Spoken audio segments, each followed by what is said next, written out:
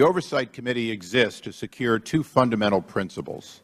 First, Americans have a right to know that the money Washington takes from them is well spent. And second, Americans deserve an efficient, effective government that works for them. Our duty on the Oversight and Government Reform Committee is to protect these rights. Our solemn responsibility is to hold government accountable to taxpayers, because taxpayers have a right to know what they get from their government.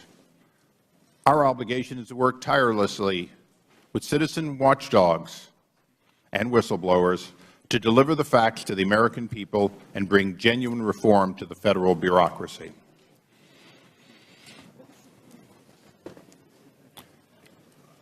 On September 11, 2012, 4 Americans were murdered by terrorists.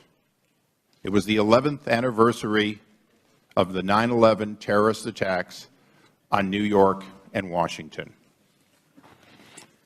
Recognizing that the witnesses before us are actual experts on what really happened before, during, and after the Benghazi attacks, I'm not going to recount those events or decisions. These witnesses deserve to be heard on the Benghazi attacks, the flaws in the Accountability Review Board's methodology, process, and conclusion.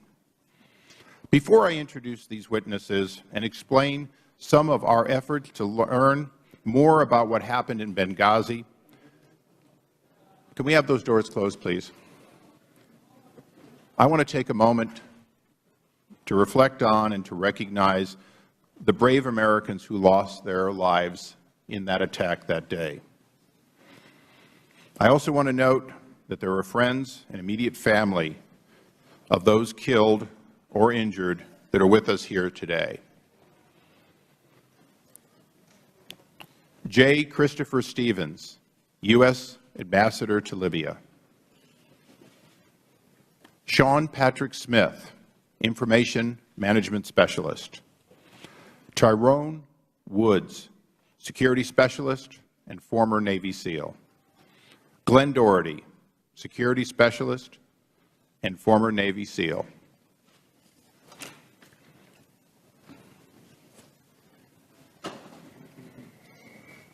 Our goal in this investigation is to get answers, because their families deserve answers. They were promised answers at the highest level when their bodies came home. The President was there, the Vice President was there, the Secretary of Defense was there, the Secretary of State was there.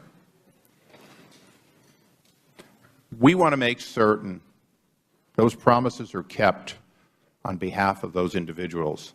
We also want to make certain that our government learns the proper lessons from this tragedy, so it never happens again, and so that the right people are held accountable. I want those watching this proceeding to know that we've made extensive efforts to engage the administration and to see and hear their facts. The administration, however, has not been cooperative, and unfortunately, our minority has mostly sat silent as we've made these requests. Some examples. On February 22nd, this committee wrote to Ambassador Pickering and Admiral Mullen, who, as required by law, were appointed by Secretary Clinton and co-chaired the Accountability Review Board investigation. We asked them to testify about their investigations and findings. They refused, and our minority said nothing. When we asked Ambassador Pickering and Admiral Mullen to speak with us and our committee informally, they again refused, and again there was silence by the minority. Okay. When 5 House committee chairmen wrote the White House and requested relevant documents about the Benghazi attacks, we were refused. The committee's minority did not join in a similar call for transparency, and I wish they had. On April 29th, this committee asked the State Department to make 9 current and former officials with relevant information available for this hearing or a separate transcribed interview. The State Department did not even respond, and to date, the minority has not made a similar request. Mr. Cummings, I would like nothing more than to have you work with me on this investigation. Because we've worked on other areas together, I still hold out hope that one day you will stand with me as this administration doesn't cooperate, when they ignore our inquiries. And when that day comes, together we will be far more effective. And now for our witnesses, or should I say our whistleblowers. Mr. Mark Thompson is the Acting Deputy Assistant Secretary in the State's Department of Bureau of Counterterrorism. Welcome. Mr. Gregory Hicks is a 22-year veteran Foreign Service officer and the former Deputy Chief of Mission for the U.S. Embassy in Libya.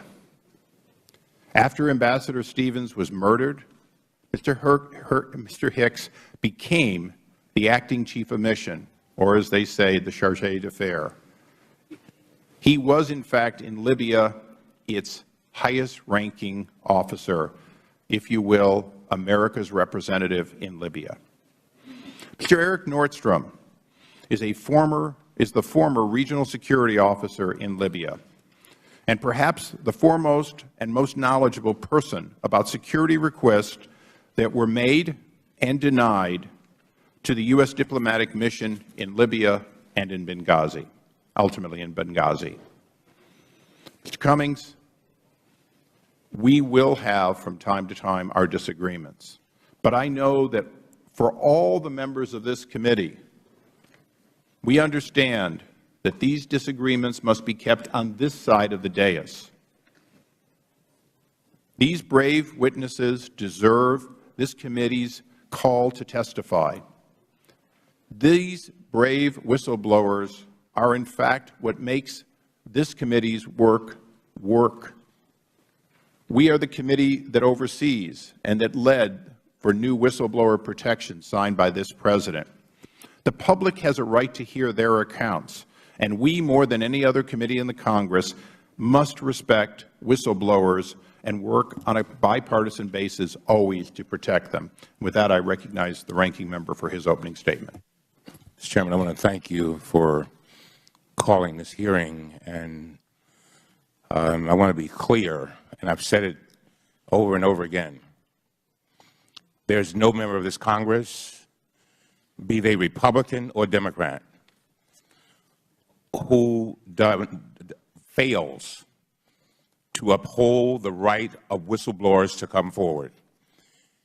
And I think it's sad when that accusation is made against any member of this Congress.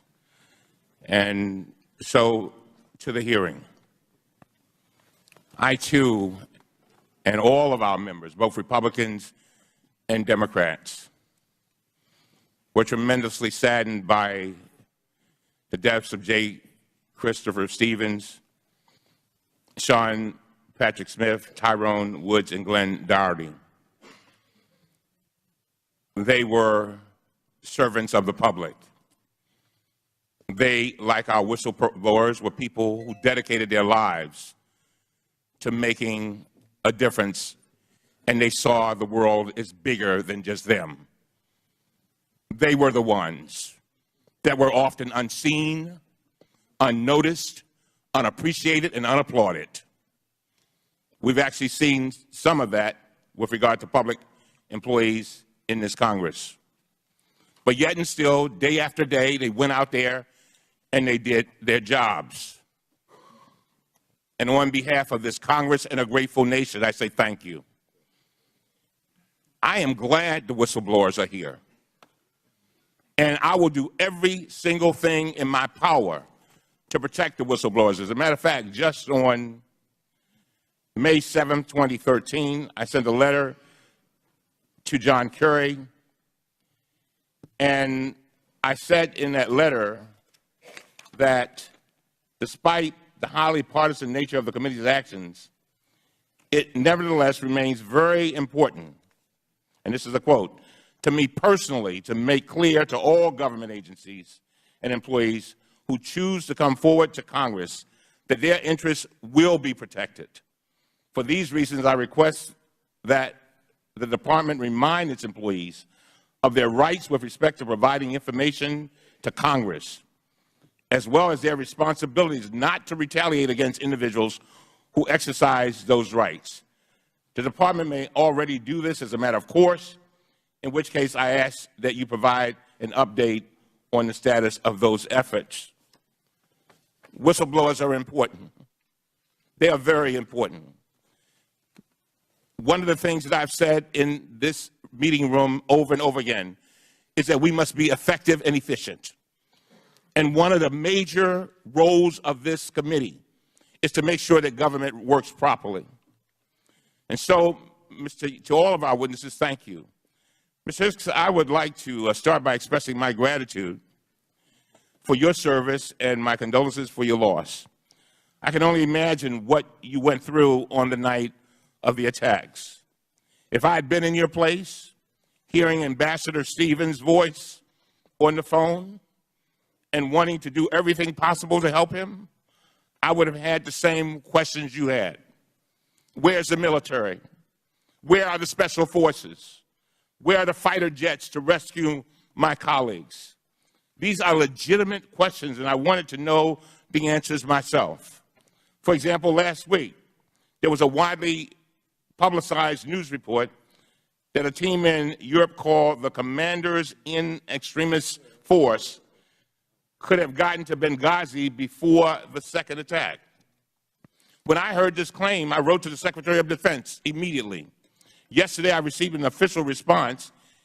It says this press report was wrong. The team was too far away, and the logistical requirements were too great. Others have suggested that F-16s stationed at Aviano Air Force Base in Italy could have gotten there in time. But according to General Martin Dempsey, the chairman of the Joint Chiefs of Staff, who testified before the Senate in February, he said they could not. And this is our highest-ranking military member. The fact is that our nation's top military commanders have already testified repeatedly that they did everything in their power to mobilize and deploy assets as soon as possible, and every independent and bipartisan review has confirmed this fact. We have the best military in the world, but even with all of their technological advances, they could not get there in time. Mr. Hicks, I know these answers provide no comfort to you or the families of the victims, but this is the testimony Congress has received, and I have seen nothing to make me question the truthfulness of our nation's military commanders. Our committee has a fundamental obligation to conduct responsible oversight, and that includes carefully examining the information that you and others provide. But we also have a duty to thoroughly investigate these claims before we make public accusations. In contrast, what we have seen over the past 2 weeks is a full-scale media campaign that is not designed to investigate what happened in a responsible and bipartisan way, but rather a launch of unfounded accusations to smear public officials. Let me be clear. I am not questioning the motives of our witnesses. I am questioning the motives of those who want to use their statements for political purposes. Chairman Issa has accused the administration of intentionally withholding military assets, which could have helped save lives on the night of the attacks. I say for political reasons. Of all the irresponsible allegations leveled over the past 2 weeks, this is the most troubling. And based on what our military commanders have told us, this allegation is simply untrue. Chairman Issa suggested that 4 military personnel were told to stay in Tripoli rather than board a plane in Benghazi at 6 a.m. the morning after the attack, supposedly because of the administration's political desire not to have a presence in Benghazi. There's no evidence to support this. As Mr. Hicks told the committee, one plane had already left for Benghazi at 1:15 a.m. that night, and it included a 7-person security team with 2 military personnel. The decision the next morning to keep 4 military personnel in place in Tripoli was not made by the White House or the State Department, but by the military chain of command. There are other allegations. Chairman Issa went on national TV and accused Secretary Clinton of lying to Congress. He said she personally signed the State Department cable authorizing security reductions. We have now seen this cable, and she did not sign it. Her name is printed at the bottom, just like tens of thousands of cables sent every year from the department. As I close, the Washington Post fact checker called this accusation a whopper, that's their word, and gave it 4 Pinocchios. Chairman Issa attacked Ambassador Susan Rice for statements she made on Sunday talk shows, claiming the administration, quote, deliberately misled the American people. The claim has been directly contradicted by our nation's top intelligence official, General James Clapper. He has already testified before the Senate that these attacks against Ms. Rice were, quote, unfair, end of quote, because, quote, she was going on what we had given her, and that was our collective best judgment at the time. There have also been allegations that the Accountability Review Board, led by Ambassador Thomas Pickering and Admiral Mike Mullen, failed to examine the role of Ambassador Patrick Kennedy. This accusation is, again, inaccurate, according to the board. And so, Mr. Chairman, if this committee is going to suggest that General Dempsey, General Clapper, and all are all involved in a conspiracy of withholding military assets and then covering it up, and if this committee is going to accuse Ambassador Pickering and Admiral Mullen of failing to fully investigate these attacks, the least we can do is have them invited to this hearing today or in a future hearing. And according to our conversation yesterday with regard to Admiral Pickering and Mullen, you have said that you plan to bring them in the future, and I appreciate that. Last but not least, I want to make it very clear to our witnesses. I respect the witnesses who are here today to offer their testimony. As a lawyer and an officer of the court, I have tremendous respect for evidence. But today's hearing is not the full story. I hope we will eventually hear our military, our intelligence, and our diplomatic officials. Then I hope we can turn to the real work, as the chairman has said, of this committee, which is ensuring that the department implements the recommendations to improve the security of our diplomatic officials serving overseas, those who are so often unseen, unnoticed, unappreciated, and unapplauded. With that, I yield back. I thank the gentleman. Fortunately, today, I'm not the witness. I'd now like to invite our witnesses. First, Mr. Mark Thompson, a 20-year career United States Marine, who 2 years before his retirement from the Marine Corps was assigned to the State Department, where he brought his experience in serving in all 4 Marine divisions and in numerous amphibious forces to the State Department. For 17 years, he has used that military experience and his accumulated knowledge of counterterrorism well. He has served and led teams in Baghdad, Iraq, in Latin America, in Southeast Asia, and in Africa. When in 1996 he joined the State Department as a U.S. Marine, he was brought there because of what he knew and what they needed to know. In 1998, as he retired from the Marine Corps, he was transitioned at their request into civil service and was then assigned to what was then the Office of the Coordinator of Counterterrorism, its successor he serves and runs today. In 2004, he served with the Coalition Provision Authority, in other words, with our forces in Baghdad. In 2006, he assumed his current position, where he advises senior leadership on operational counterterrorism matters and ensures the United States can rapidly respond to global terrorism crisis. That is his job. In addition to his responsibilities, he has led the NSC's Direct Foreign Emergency Support Team, or FES team, in support of U.S. Chiefs of Mission in response to terrorism events, including His expertise was used in that capacity when he was deployed in response to the 1998 East African bombings of our 2 embassies, the 2000 bombing of the USS Cole, and hostage and recovery efforts in Latin America, Southeast Asia, Africa, and the Middle East. Welcome. Mr. Gregory Hicks, in more than 22 years in the Foreign Service, Mr. Hicks has served notably in Libya, but also in Afghanistan, in Bahrain, where we first met, in Yemen, in Syria, where we met again, and in Gambia. Prior to his assignment in Libya, handpicked to be the Deputy Chief of Mission by the now-deceased Ambassador Chris Stevens, he also served 4 tours here in Washington.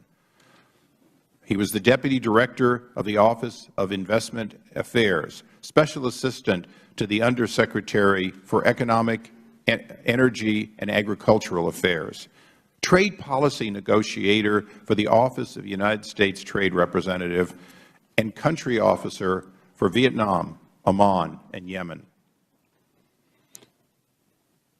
Mr. Hicks played key roles in a number of important historic events with this country and the State Department.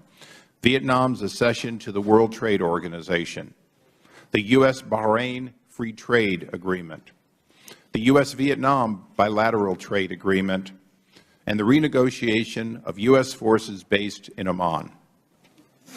Mr. Hicks is the recipient of 5 meritorious service increases, 3 individual superior honor awards, 3 individual meritorious honor awards, and numerous group awards for his service. Thank you. Mr. Nordstrom, in his 15 years at the State Department, he has served in Washington, D.C., in Honduras, in Ethiopia, in India, and most recently, he was the Regional Security Officer for the U.S. mission to Libya, based out of Tripoli. In that capacity, as RSO in Tripoli from September 2011 to July of 2012, he was the Principal Security Officer advising both Ambassador Kretz and Ambassador Stevens on security and law enforcement matters. Prior to joining the Department of State, Mr. Nordstrom also served in federal law enforcement at the Department of Treasury. Welcome to all 3 of you. Would you please rise, as is pursuant to our rules, and take the oath? Do you solemnly swear, or please raise your right hands. Do you solemnly swear that the testimony you are about to give will be the truth, the whole truth, and nothing but the truth? Please have a seat. Let the record reflect all witnesses answered in the affirmative. Now, I'm going to note that I've read your opening statements, and they're unusually short. So I'm not worried about the 5 minutes, but we are here to hear from you. So take the time you need to tell your story. We will listen. And the ordinary time is 5 minutes. You take a little less, you take a little more. This hearing is about hearing from you on your experience. Mr. Thompson. Mr. Chairman, Ranking Member, members of the committee. And please pull your microphone a little closer. Thank you. Thank you for this opportunity to tell a story. As the Chairman indicated, I came to the Department 16.5 years ago as a Marine, transitioned, and have been on the activities that he has already described. The night that I was involved in this incident, I was at my desk at the end of the day when the first reports came in that indicated that we had an attack going on at our diplomatic facility in Benghazi. In that facility, we knew we had our ambassador and we had his security personnel. Later, when I heard that the situation had evolved to them going to a safe haven, and then the fact that we could not find the ambassador, I alerted my leadership indicating that we needed to go forward and consider the deployment of the Foreign Emergency Support Team. That particular team is an interagency team. It's been represented as something that the State Department deploys. It does not. The Deputies Committee of the National Security Council deploys that organization. But I wanted that considered. I notified the White House of my idea. They indicated that meetings had already taken place that evening that had taken FEST out of the menu of options. I called the office within the State Department that had been represented there, asking them why it had been taken off the table, and was told that it was not the right time and it was not the team that needed to go right then. Let me explain the team a little more. It is comprised of the leadership from my office. It is comprised of professionals from Special Operations Command, from Diplomatic Security, from the intelligence community, from FBI. It is a holistic, comprehensive organization that is designed to go forward to embassies, just as we did, as indicated in 1998 in East Africa, as we've done in the other places indicated, USS Cole and other hostage situations. It is designed to be the glue and the connective tissue that gets all the options on the table for the decision makers. Decision makers in my line of work are the Chief of Mission and the authorities back here in Washington that make the decisions of where we send people into harm's way. It doesn't mean it has a irreversibility to it. The other thing that I pointed out was that with the tyranny of distance, at least 8 or 9 hours to get to the middle of the Mediterranean, we needed to act now and not wait. There's sometimes the hesitancy to not deploy because we don't know what's going on. One definition of a crisis is you don't know what's going to happen in 2 hours, so you need to help develop that situation early. We have a robust comms suite on the airplane that we are transported on. It is ably flown by my SOCOM colleagues.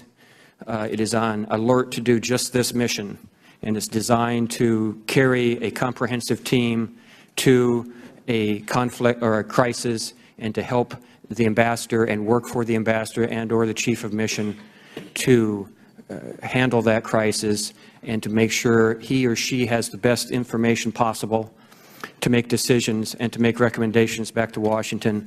And those same representatives make their views known back to their parent organizations, so that when we do have deputies committees and principal committees meetings at the White House, we have a situation in which everyone is using the most up-to-date information, and so that we can figure out what we have to do security-wise, what we have to do intelligence-wise, what we have to do with the military, what we have to do diplomatic-wise, what we have to do on the public affairs front. That works for the Chief of Mission, and I can't emphasize that enough. We are not there to subsume any activities. The experts on the team know that the real experts are in the embassy, and they work for the Chief of Mission to do that. My time is drawing to a close. I'll end there and await your questions. Thank you. Mr. Hicks. Thank you, Mr. Chairman. Thank you. We really will have to, you're pretty soft-spoken, get it a little closer. I'll try to get this up here. Thank you, Mr. Chairman. Thank you, Ranking Member. Thank you, members of the committee. I am a career public servant. Until the aftermath of Benghazi, I loved every day of my job. In my 21 years of government service prior to Tripoli, I earned a reputation for being an innovative policymaker who got the job done. I was promoted quickly and received numerous awards. People who worked for me rated my leadership and management skills highly. I have 2 master's degrees from the University of Michigan in applied economics and modern Near Eastern and North African studies. I have served my country extensively in the Mideast. Besides Libya, I served in Afghanistan, Bahrain, Yemen, Syria, and the Gambia. I speak fluent Arabic. In Bahrain, my Shia opposition contacts gave me advance warning of impending attacks on our embassy and anti-American demonstrations, allowing us to prepare and avoid injuries to staff. I learned that knowledge of local conditions and strong connections with the local population are as important as the strength and height of walls. One reason I am here is because I have pledged to the Foreign Service, as part of my campaign to be State Vice President of the American Foreign Service Association, that none of us should ever again experience what we went through in Tripoli and Benghazi on 9/11/2012. After I arrived in Tripoli as Deputy Chief of Mission on July 31st, 2012, I fast became known as the Ambassador's Bulldog because of my decisive management style. In the days immediately after the Benghazi attack, the President and Secretary of State praised my performance over the telephone. President Obama wrote Libyan President Magariaf expressing confidence in my abilities. Deputy Secretary Burns and General Ham told me how much they appreciated how I handled the night of the assault and its aftermath. I received written notes of commendation from Undersecretary Wendy Sherman and from Executive Secretary Stephen Mull. Incoming Chargé Larry Pope told me personally that my performance was near heroic. In February 1991, I swore an oath to uphold and defend the Constitution of the United States. I am here today to honor that oath. I look forward to answering your questions fully and truthfully. Thank you very much. Thank you. And I understand that some of those commendations and letters are in your opening statement, and for all the witnesses, all extraneous material or other insertions will be placed in the record on your behalf. Mr. Nordstrom. Good morning, Chairman Issa, Ranking Member Cummings, and other distinguished members of the committee. For the benefit of the new committee members, my name is Eric Nordstrom, and I currently serve as the Supervisory Special Agent with the U.S. Department of State's Bureau of Diplomatic Security. Since September 2012, I have been enrolled in long-term language training in preparation for my next assignment. As Chairman Issa noted, I've served in federal law enforcement since January 1996, first as a customs inspector before joining the U.S. Department of State. I've served in domestic and overseas postings, including Washington, D.C., Honduras, Ethiopia, India, and most recently, the Regional Security Officer at the U.S. Embassy in Tripoli. All of those assignments have been assignments in which I've faced the threat of criminal or terrorist attacks. I held the last position as RSO from September 21st, 2011 until July 26, 2012. As the Regional Security Officer, or RSO, at the U.S. Embassy in Tripoli, I served as the Principal Security Advisor to U.S. Ambassadors Eugene Kretz and Chris Stevens on security and law enforcement matters. I want to thank the committee again for the opportunity to appear, provide further testimony in support of your inquiry into the tragic events of September 11, 2012. I would also like to thank the committee for your continued efforts in investigating all the details and all the decisions related to the attack on our diplomatic facility.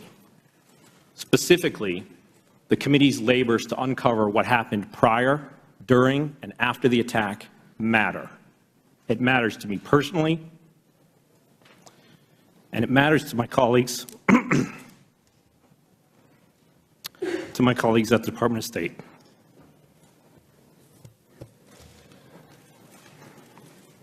It matters to the American public for whom we serve.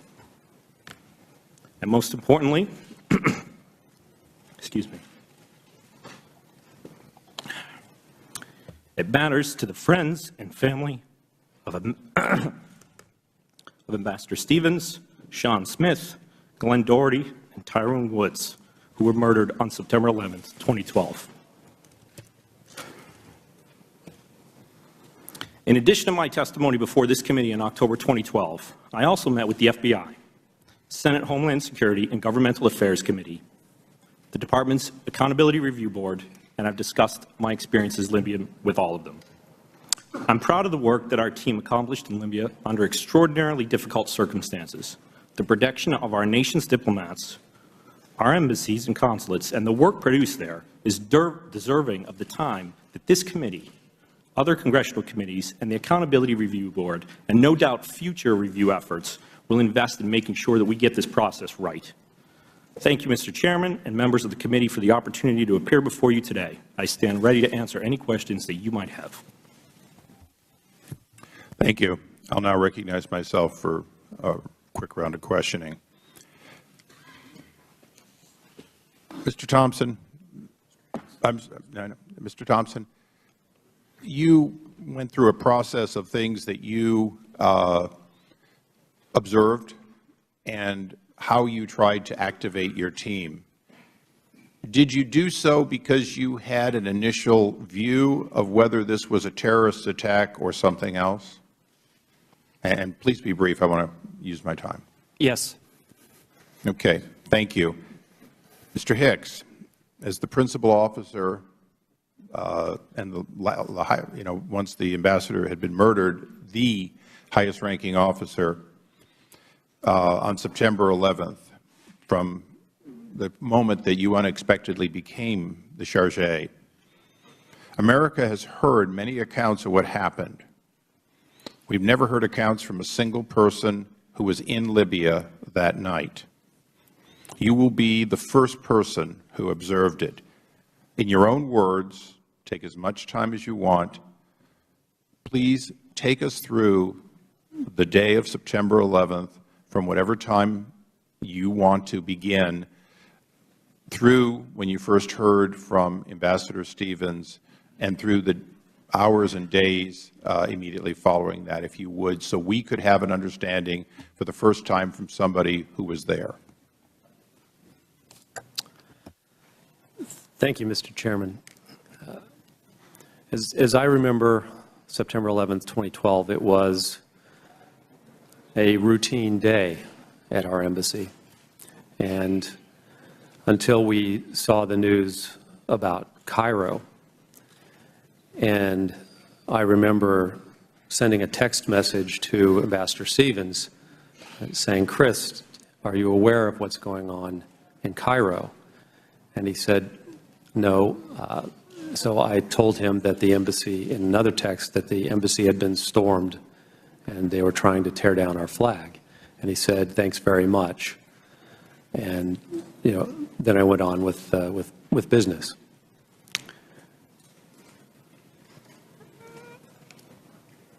Closed the day, and I went back to my villa and was relaxing, watching a television show that I particularly like. And at 9:45 p.m., and all times will be Libyan times, there's a 6-hour time difference, the RSO, John Martinek, ran into my villa yelling, "Greg, Greg, the consulate's under attack." And I stood up and reached for my phone because I had an inkling or thought that perhaps the ambassador had tried to call me to relay the same message. And I found 2 missed calls on the phone, one from the ambassador's phone, one from a phone number I didn't recognize. And I punched the phone number I didn't recognize, and I got the ambassador on the other end. And he said, "Greg, we're under attack." And I was walking out of the villa on my way to the Tactical Operations Center because I knew we would all have to gather there to mobilize or try to mobilize a response. And it was also a bad cell phone night in Tripoli. Connections were weak. And I said, "Okay," and the line cut. As I walked to the Tactical Operations Center, I tried to reach back on both of the numbers, the unknown number and the ambassador's personal number, and got no response. When I got to the Tactical Operations Center, I told people that the ambassador, that I just talked to the ambassador and what he said. At the time, John Martinek was on the phone with Alec Henderson in Benghazi, the RSO there. And I asked one of our DS agents, what number did I reach Ambassador Stevens on? And he said, oh, that's Scott Wickland's telephone. Scott Wickland was Ambassador Stevens' agent in charge, his personal escort for that night, and was with him in the villa during the attack. So I asked, when John Martinek got off the telephone, I asked him what was going on, and he said that the consulate had been breached and there were at least 20 hostile individuals armed in the compound at the time. So I next called the annex chief to ask him if he was in touch with the Benghazi annex to activate our emergency response plan. Please explain the annex chief so that people that don't know as much would understand that. No, go ahead, please. Okay, thank you. And he said that he had been in touch with the annex in Benghazi, and they said they were mobilizing a response team there to go to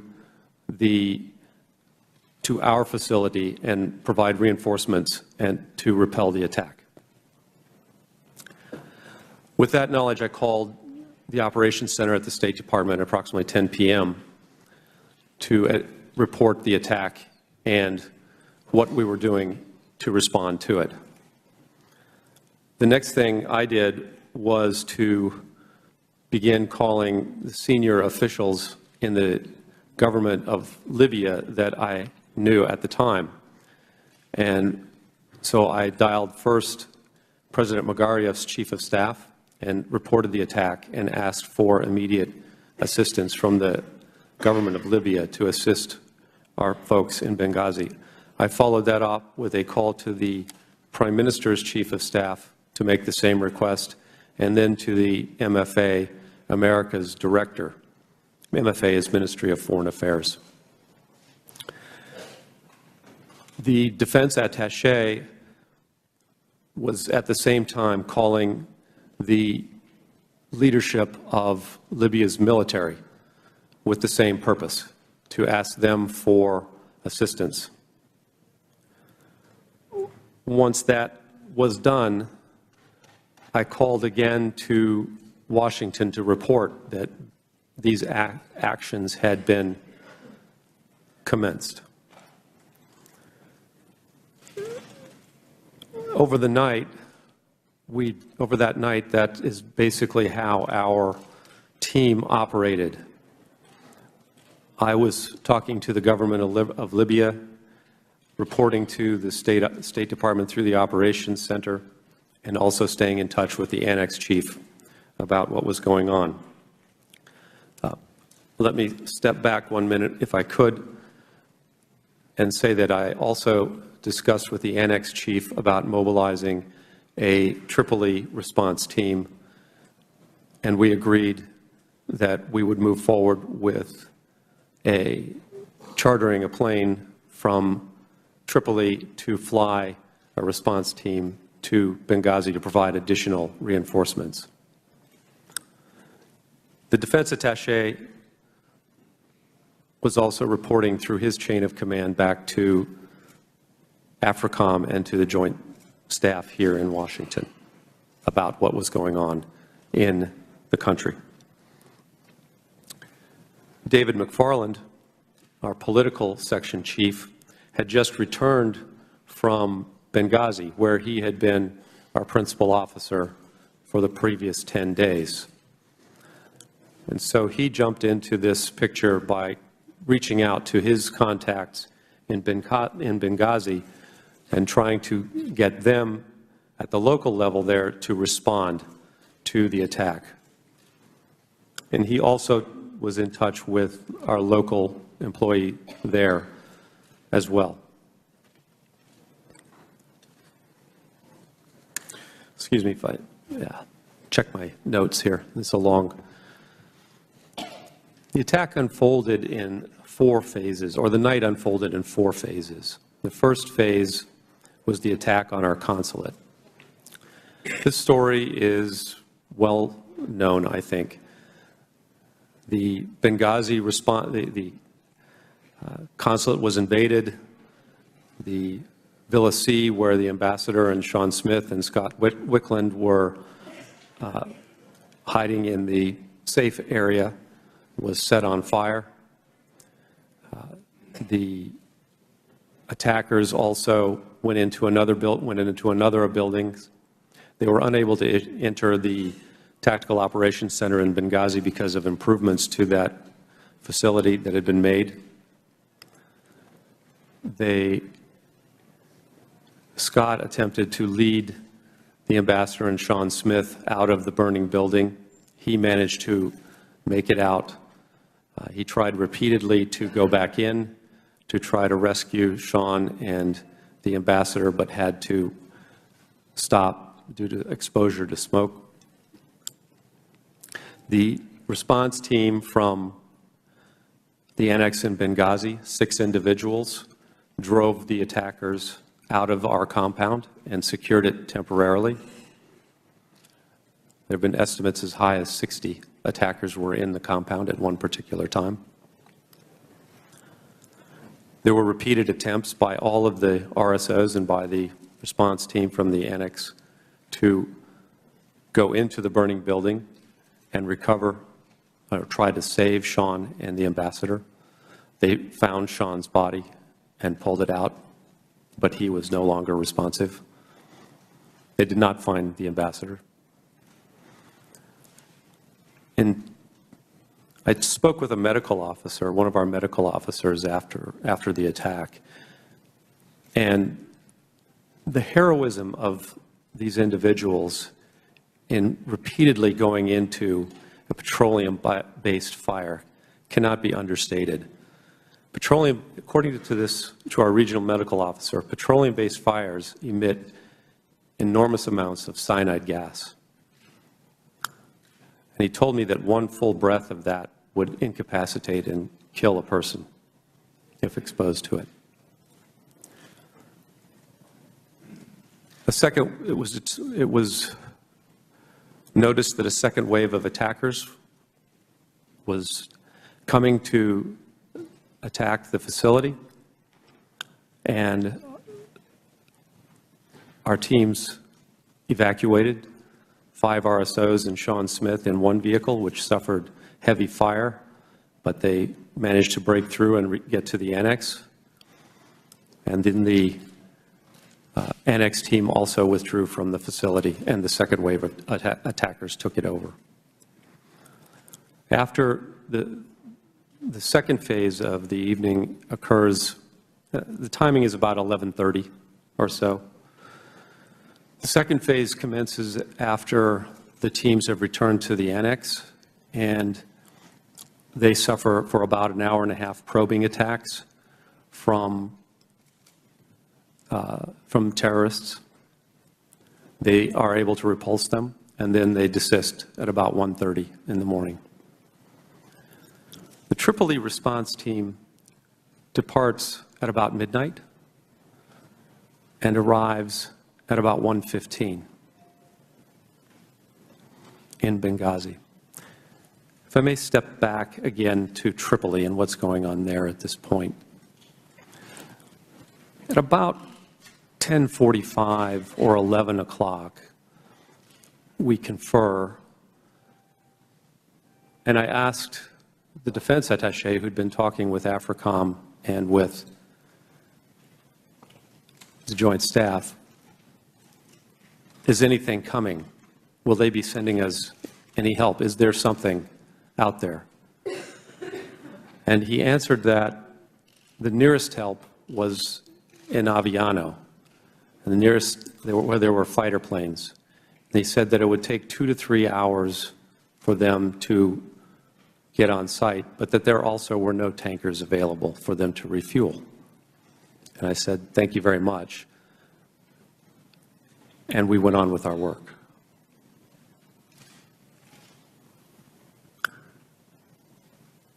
Phase 3 begins with news that the ambassador's body has been recovered. And David McFarland, if I recall correctly, is the individual who began to receive that news from his contacts in Benghazi. And we began to hear also that the ambassador has been taken to a hospital. We don't know initially which hospital it is, but through David's reports, we learn that it is in a hospital which is controlled by Ansar al-Sharia, the group that Twitter feeds had identified as leading the attack on the consulate. We're getting this information as the Tripoli response team arrives in Benghazi at the airport. Both our annex chief and the annex chief in Benghazi and our defense attaché are on the phone during this period trying to get the Libyan government to send vehicles and military and/or security assets to the airport to assist our response team. At this point, this response team looks like it may be a hostage rescue team, that we are going to need to send them to try to save the ambassador, who is in a hospital that is, as far as we know, under enemy control. Our contacts with the government in Tripoli are telling us that the ambassador is in a safe place, but they imply that he is with us in the annex in Benghazi. And we keep telling them, no, he is not with us. We do not have him.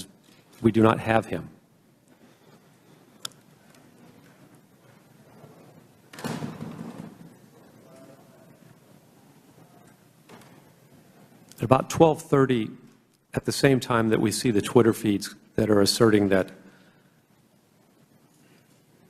Ansar al-Sharia is responsible for the attack, we also see a call for an attack on the embassy in Tripoli.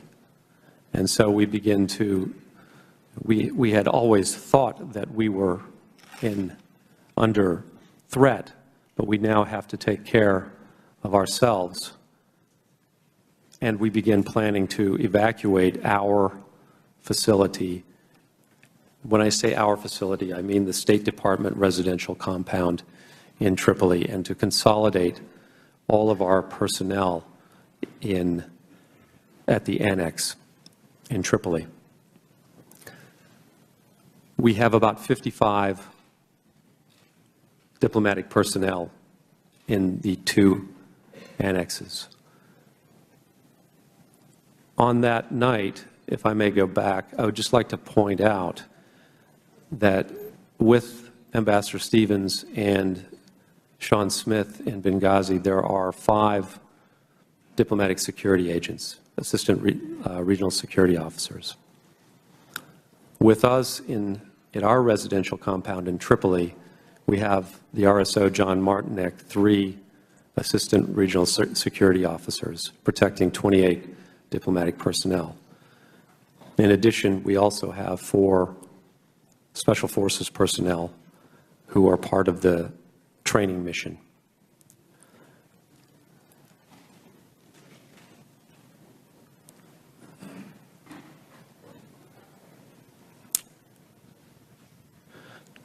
During the night, I'm in touch with Washington, keeping them posted of what's happening in Tripoli and, to the best of my knowledge, what I'm being told in Benghazi.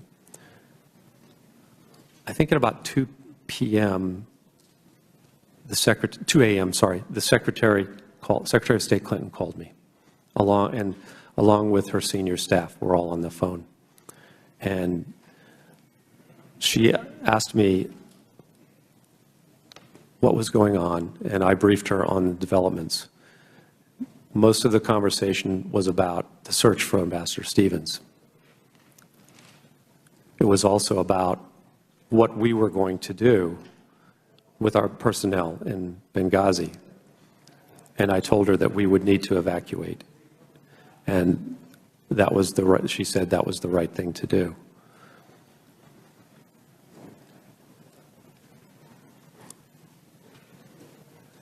At about 3 a.m., I received a call from the Prime Minister of Libya. I think it's the saddest phone call I've ever had in my life. He told me that Ambassador Stevens had passed away. I immediately telephoned Washington that news afterwards. And began accelerating our effort to withdraw from the Villas compound and move to the annex.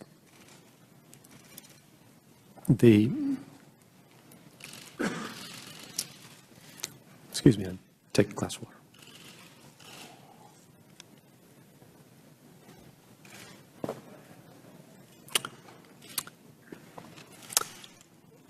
Our team responded with amazing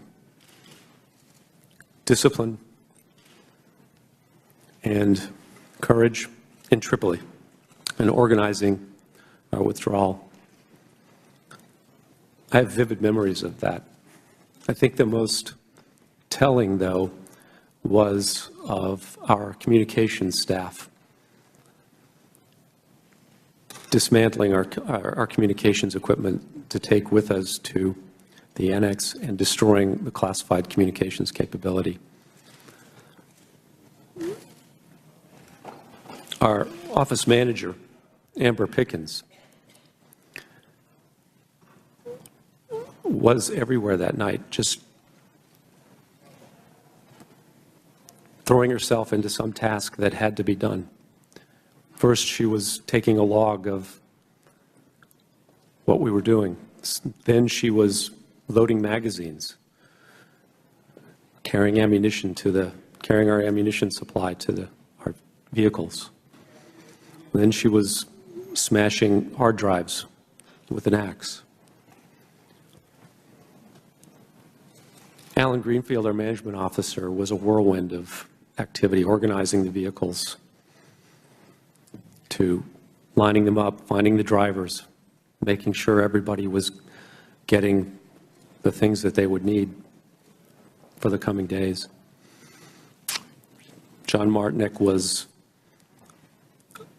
a mountain of moral support, particularly to the guys who were in Benghazi. He was on the phone talking them through the whole ordeal. David McFarland on the phone constantly, all the time, talking to his contacts in Benghazi, urging them to help. Lieutenant Colonel Phillips and Lieutenant Colonel Arndt, Lieutenant Colonel Gibson, mountains of strength. I'm awed. I'm still in awe of them.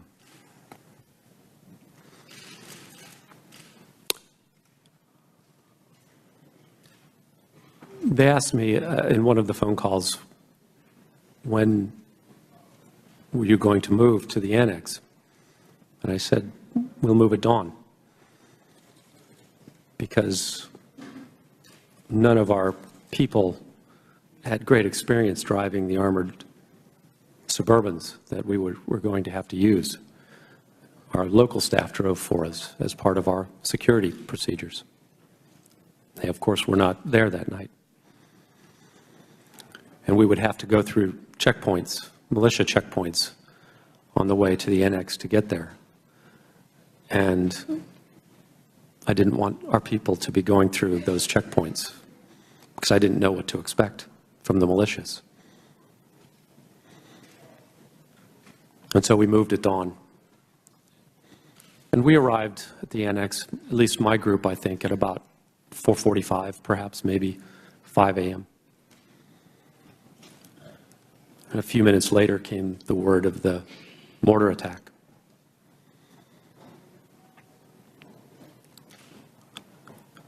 If I could return to Benghazi a little bit, talk through Tripoli. I'm sorry if I bounce back and forth, but the Tripoli team was basically had to stay at the Benghazi airport because they had no transport and no escort from the Libyans. After the announcement of Chris's passing, military escort and vehicles arrived at the airport.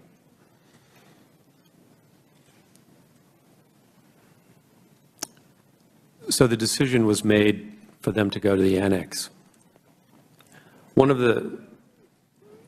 Before I got the call from the Prime Minister, we had received several phone calls on the phone that had been with the ambassador, saying that we know where the ambassador is, please, you can come get him. And our local staff engaged on those phone calls admirably, asking very, very good, outstanding, even open-ended questions about where was he, trying to discern whether he was alive, whether they even had the ambassador, whether that person was with the ambassador. Send a picture. Could we talk to the ambassador? Because we knew separately from David that the ambassador was in a hospital that we believed was under Ansar Sharia's call, we suspected that we were being baited into a trap. And so we did not want to go send our people into an ambush.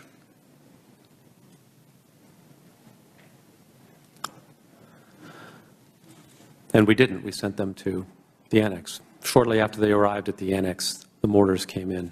First mortar round was long. It landed actually among the Libyans who escorted our people. They took casualties for us that night.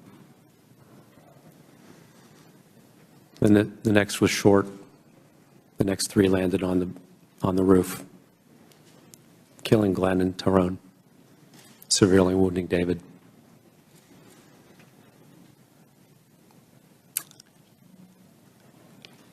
They didn't know whether any more mortars were going to come in. The accuracy was terribly precise. The call was, the next one is coming through the roof, maybe if it hit.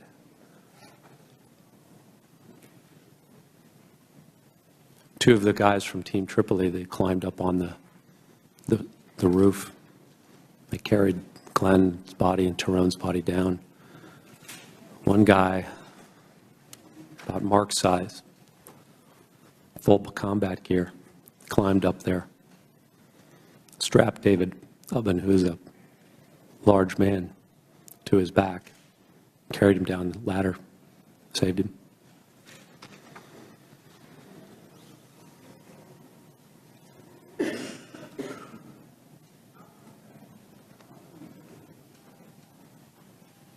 In Tripoli, the defense attaché had persuaded the Libyans to fly their C-130 to Benghazi. We wanted to airlift. Since we had consolidated at the annex, and the Libyan government had now provided us with external security around our facilities, we wanted to send further reinforcements to Benghazi. We determined that Lieutenant Colonel Gibson and his team of Special Forces troops should go. The people in Benghazi had been fighting all night. They were tired, they were exhausted. We wanted to make sure the airport was secure for their withdrawal. As Colonel Gibson and his three personnel were getting in the cars, he stopped and he called them off and told me that he had not been authorized to go.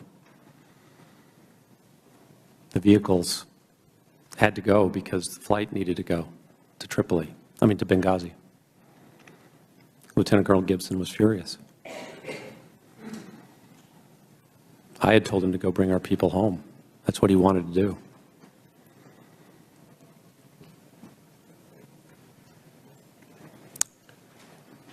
Paid me a very nice compliment. I won't repeat it here.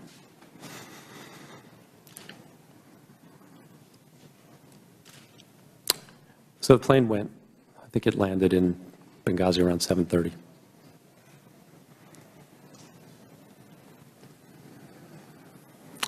The other thing that we did was, and I want to mention Jackie Levesque's name in this hearing. She was our nurse. We'd initially thought that she should go to Benghazi.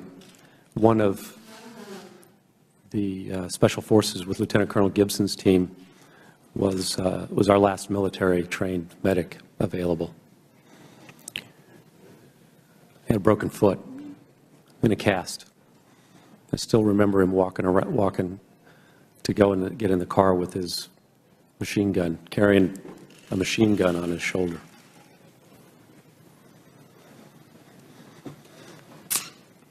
But Jackie, I refused to allow her to go to Benghazi because I knew we had wounded coming back. I knew David was severely wounded, and I knew others were wounded as well. And Jackie had just made terrific contacts with a hospital in town. And so I sent her to that hospital to start mobilizing their ER teams and their doctors to receive our wounded. So that when the charter flight arrived in Tripoli, we had ambulances at the airport waiting. Their doctors were ready and waiting for our wounded to come in, to be brought in to the operating room. And they certainly saved David Ubben's leg, and they may have very well have saved his life. And they treated our other wounded as well, as if they were their own. Mr. Hicks, I know you have the days that followed, but I think we all need to digest a little of what you just told us. So if we could pause there, and Mr. Cummings is recognized. Thank you very much. Again, to all of you, we appreciate your being here. To you, Mr. Hicks, as you described what happened that night, it just reminded me of the high cost that is paid by so many of our folk in the diplomatic corps. It also reminded me of their bravery and the fact that you all go around the world in foreign places trying to make a difference. And as I listened to your testimony, I could not help but think about something that I said very recently, well, 2 years ago now, in a eulogy for a relative. I said that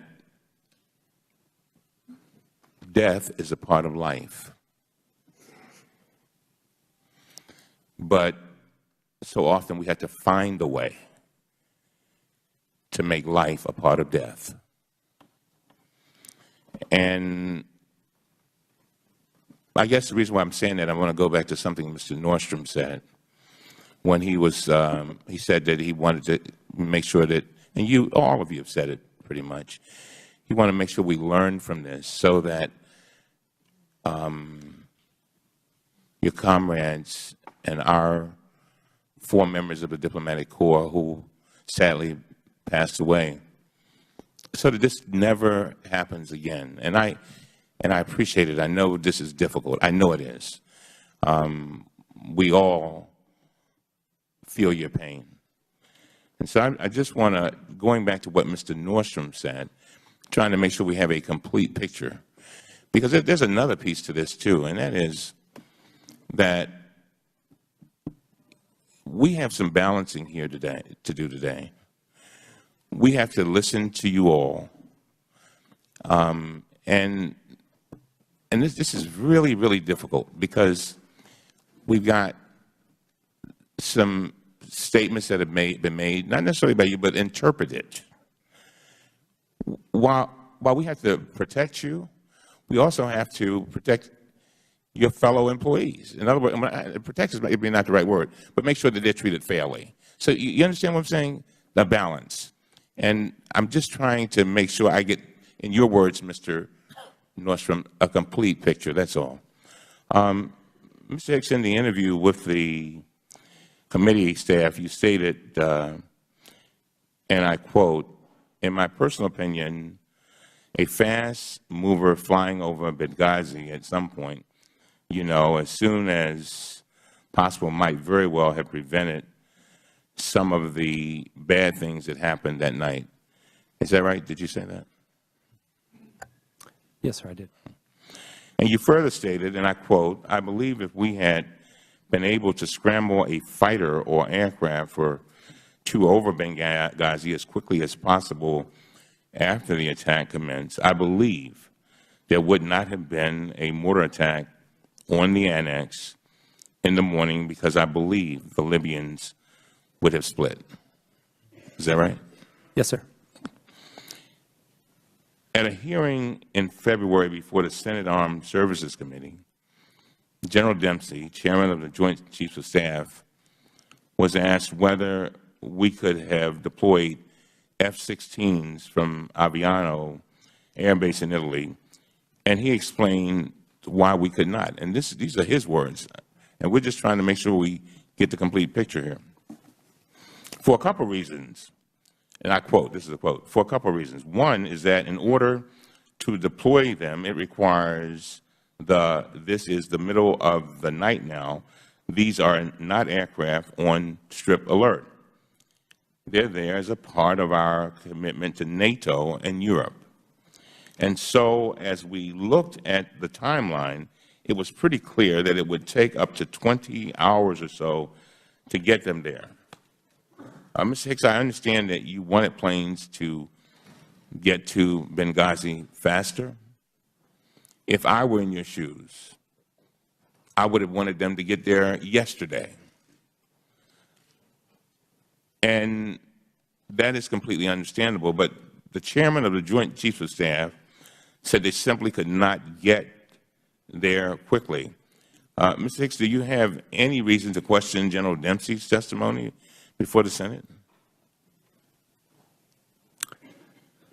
Again, I was speaking from my perspective. I understand. On the ground in Tripoli, based on what the defense attaché told me. And he said 2 to 3 hours. Mm-hmm. Okay. But there were no tankers. All right. And I also was speaking with reference to conversations I had had with veteran Libyan revolutionaries and other personnel who had experienced the Libyan revolution and who had told me that the Libyan people were very well aware of, that American and NATO air power had been decisive in their victory. And I was also speaking to their view, again, that Libyans would not stand if they were aware that American aircraft were in the vicinity. I understand. So former Secretary of Defense Leon Panetta also testified in February, and he said this, and I quote, he said, "Soon after the initial reports about the attack, the President ordered all available DoD assets to respond to the attack in Libya and to protect U.S. personnel and interests in the region. Some have asked why other types of armed aircraft were not dispatched to Benghazi.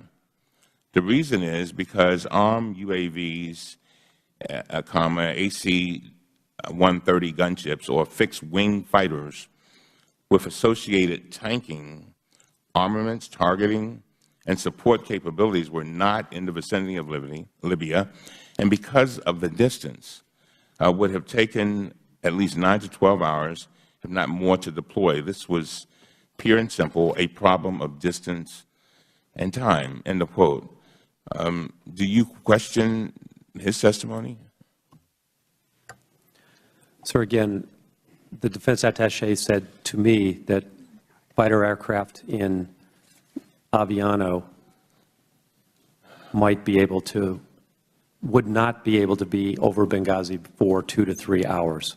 Mr. Cummings. What I'm going on, what the defense attaché told me.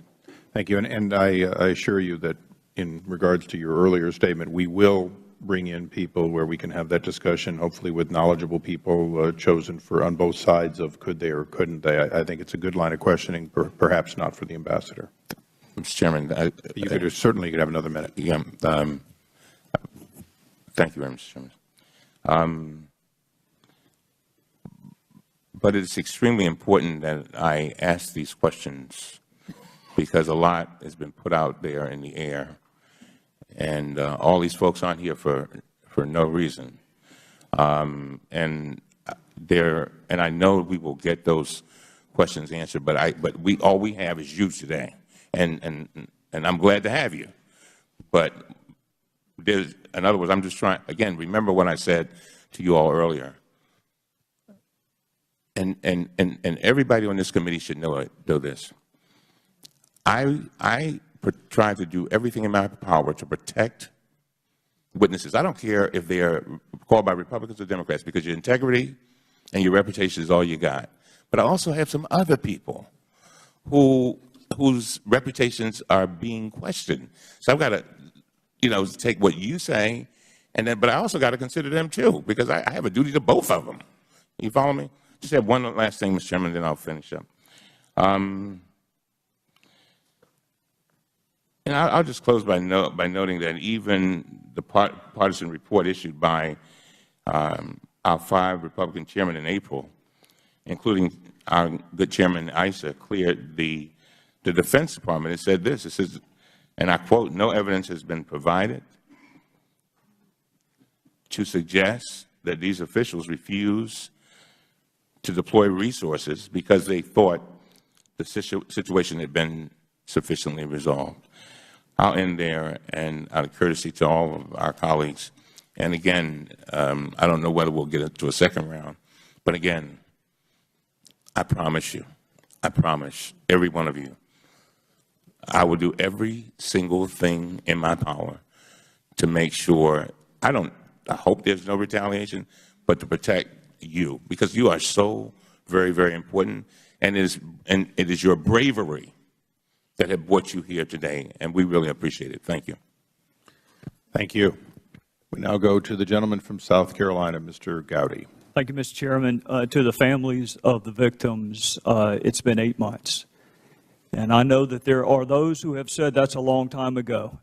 But the good news is there is no statute of limitations when it comes to finding out the truth, particularly for those who have served and sacrificed and died under our flags.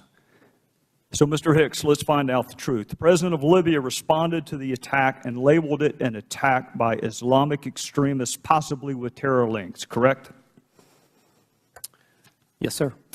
So hours after our ambassador and 3 others are killed in Benghazi, the president of Libya says it was an attack with possible terror links, correct? Yes, sir, that's what I recall. Did the president of Libya ever mention a spontaneous protest related to a video? No, sir. When Ambassador Stevens talked to you, perhaps minutes before he died, as a dying declaration, what precisely did he say to you? He said, "Greg, we're under attack." Would a highly decorated career diplomat have told you or Washington had there been a demonstration outside his facility that day? Yes, sir, he would have. Did he mention one word about a protest or a demonstration? No, sir, he did not. So fast forward, Mr. Hicks, to the Sunday talk shows and Ambassador Susan Rice. She blamed this attack on a video. In fact, she did it 5 different times. What was your reaction to that? I was stunned. My jaw dropped, and I was embarrassed. Did she talk to you before she went on the 5 Sunday talk shows? No, sir. You were the highest-ranking official in Libya at the time, correct? Yes, sir. And she did not bother to have a conversation with you before she went on national television? No, sir. So Ambassador Rice directly contradicts the evidence on the ground in Libya. She directly contradicts the president of Libya. She directly contradicts the last statement uttered by Ambassador Stevens. Mr. Hicks, who is Beth Jones? Beth Jones is the Acting Assistant Secretary for Near Eastern Affairs at the State Department. I want to read an excerpt from an email she sent, and you were copied on it. And by the way, Mr. Chairman, for our colleagues who like to trumpet bipartisanship, this would be a wonderful opportunity to demonstrate it. Some of these emails, even though they're not classified, have not been released, Mr. Chairman, including the one that I'm going to read from. So for my colleagues who trumpet bipartisanship, this would be a wonderful time to prove it. This is from Ms. Jones to you, to counsel for Hillary Clinton, to Victoria Nuland, to Mr. Kennedy, near as I can tell, to almost everyone in the State Department, and I'm going to read from it. I spoke to the Libyan ambassador and emphasized the importance of Libyan leaders continuing to make strong statements. By the way, Mr. Hicks, this email was sent on September the 12th, the day after Benghazi, and several days before Ambassador Rice's television appearance. And I'll continue. When he said his government suspected that former Gaddafi regime elements carried out the attacks, I told him that the group that conducted the attacks, Ansar al-Sharia, is affiliated with Islamic terrorists. Let me say that again, Mr. Hicks. She told him, the State Department, on September the 12th, days before our ambassador went on national television, is telling the ambassador to Libya, the group that conducted the attacks, Ansar al-Sharia, is affiliated with Islamic terrorists. Mr. Hicks, I want to know 2 things. Number one, why in the world would Susan Rice go on 5 Sunday talk shows and perpetuate a demonstrably false narrative? And secondarily, what impact did it have on the ground in Benghazi, the fact that she contradicted the president of Libya?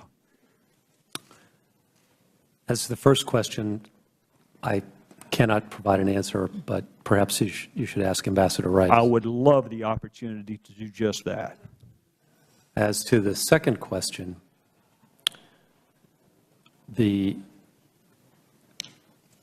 at the time, we were trying to get the FBI to Benghazi to begin its investigation.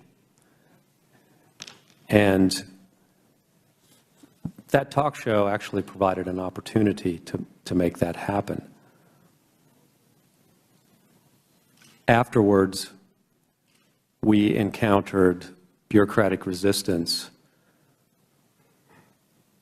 for a long period from the Libyans.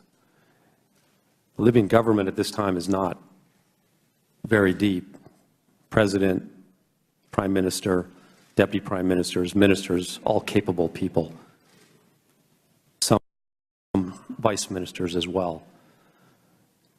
And it took us an additional 2, see, my math's not very fast these days, maybe 18 days to get the FBI team to Benghazi. So the crime scene was unsecured for 18 days. Yes, sir. Witnesses were not interviewed. If the gentleman would please finish up, we're going to try and move along. Yes, I will move on. We will finish this if there is a second round. Thank you, Mr. Hicks. Thank you.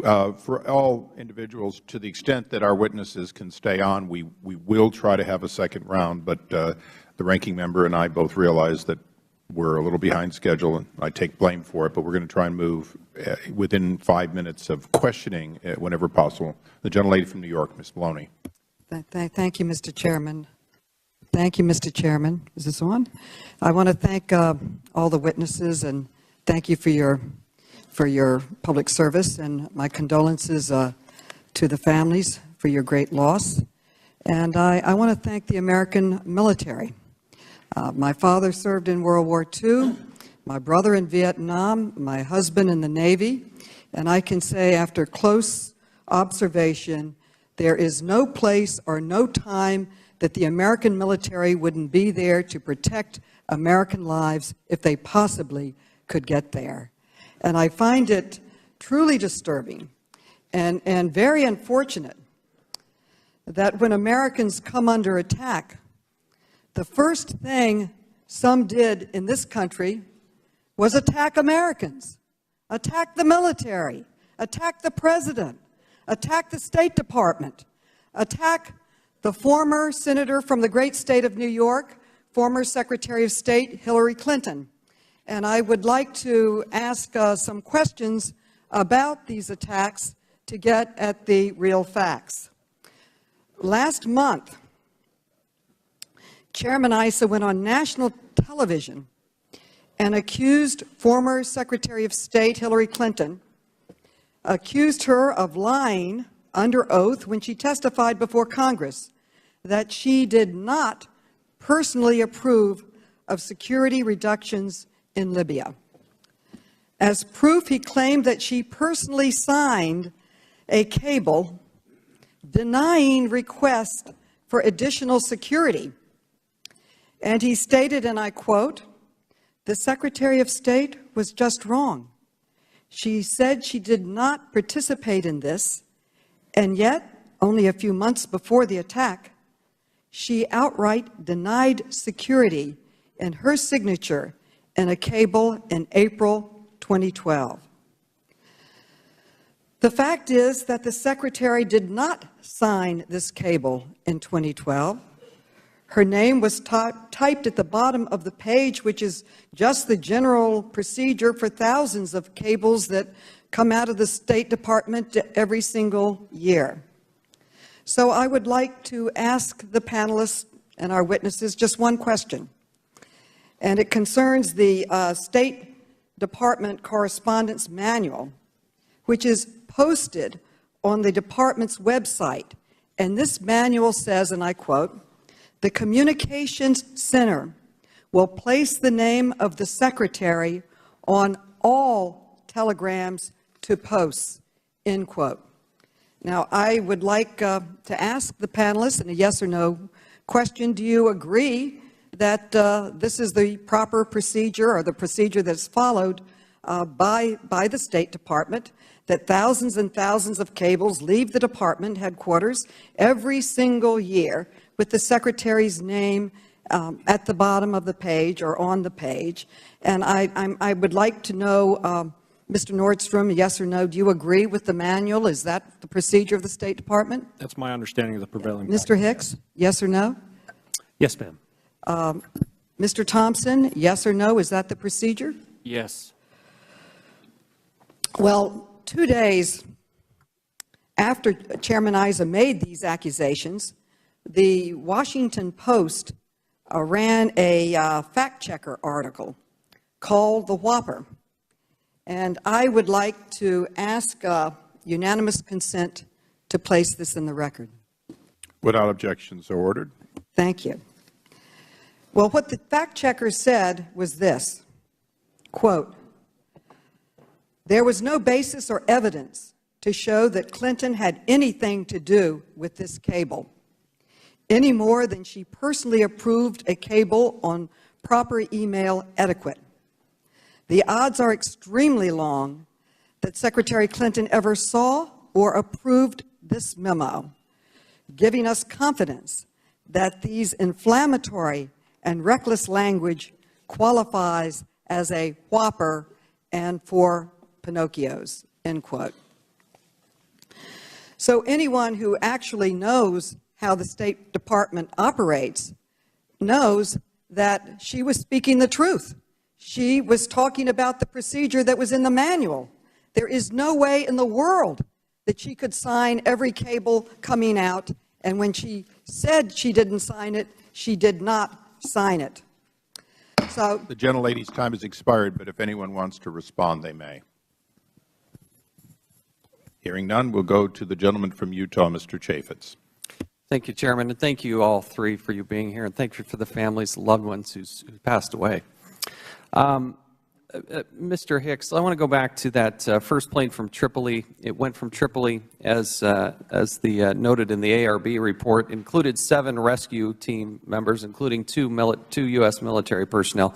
That plane then returns to Tripoli, and the first rescue team that is there is now really engaged in the attack. You have no idea, is my understanding, as to when the attack is going to end. So the second rescue team is preparing to go. And I want you mentioned it in your opening statement, but if you could please go back to what the second team, now the second team included 4 U.S. military. These are highly trained Special Forces personnel, one of which is a medic. And yet these military personnel do not operate under your authority, and your permission is not enough for them to go. Explain to me again exactly what happened. Again, we determined that we needed to send a second team from Tripoli to secure the airport for the withdrawal of our personnel from Benghazi after the mortar attack. But were any of these U.S. military personnel not permitted to travel on a rescue mission or relief mission to Benghazi? They were not authorized to travel. What happened with those personnel? They remained in Tripoli with us.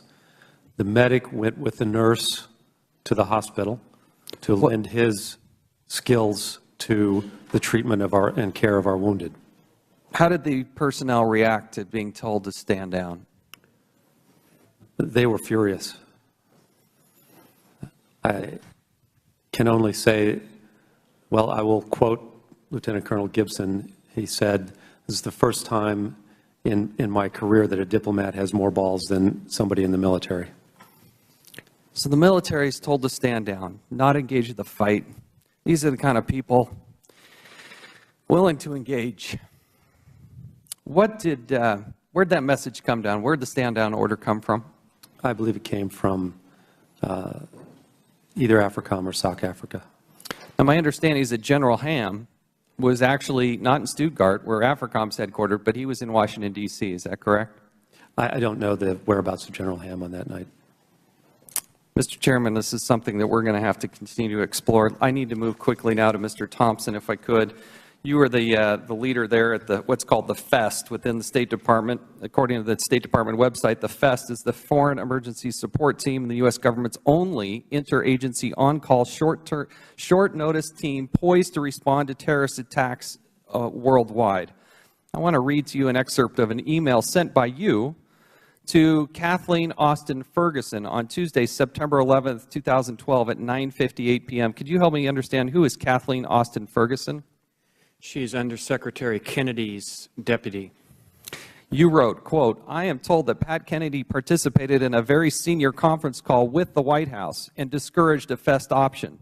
To remind, FEST has dedicated aircraft able to respond in 4 hours, is Department of State led and provides the below skills. When FBI was contacted, they responded that this situation would be better addressed via a FEST response. Thus, there are others who are thinking the same way. Ready to discuss further as needed." Mark, 2 questions.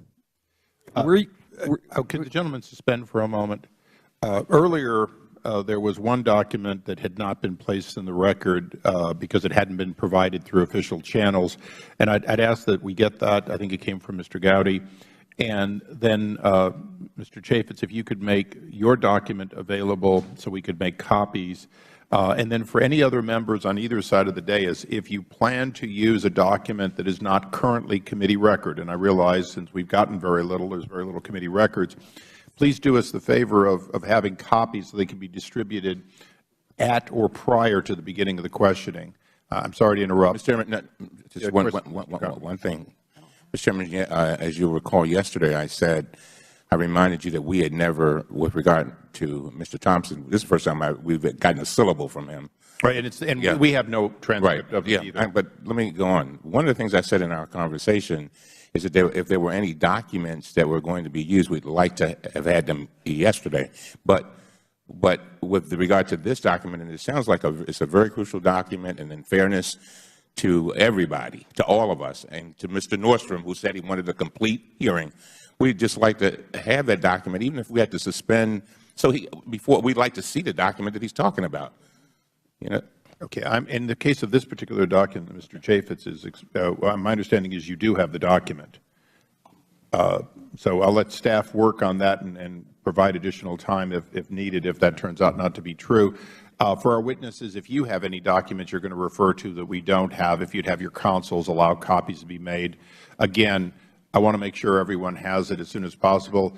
Obviously, if the State Department had made the documents they show us so-called in camera, if they'd allowed us to have copies, we'd all have a lot more documents. But Thank you, Mr. Chairman. That's for a different argument. Mr. Chaffetz, I'm sorry, we'll give you back a couple of seconds, and you gentlemen may continue. Mr. Thompson, do you recall that email? I do. 2 questions. Were you ever given a detailed explanation as to why the FEST was not considered for deployment? And number 2, did you attend or attempt to attend any senior meetings to plead your case for a FEST deployment? And if so, what happened? The reason I was given was that this was not the time for the FEST. It might be too unsafe for the FEST. And I got that through Ms. Austin Ferguson. I readdressed that with her. I readdressed it with her staff 2 days later. Did you attempt to attend any meetings? The next morning there were VTCs. I presumed I would be part of that. I was told not to attend those, although CT was represented there. The FEST portion and the response portion of the Counterterrorism Bureau was not represented there. So why were you not called into action? This is what you trained for. It's what tabletops are for. It's what you're prepared to do. Why was FEST not called into action? I do not know.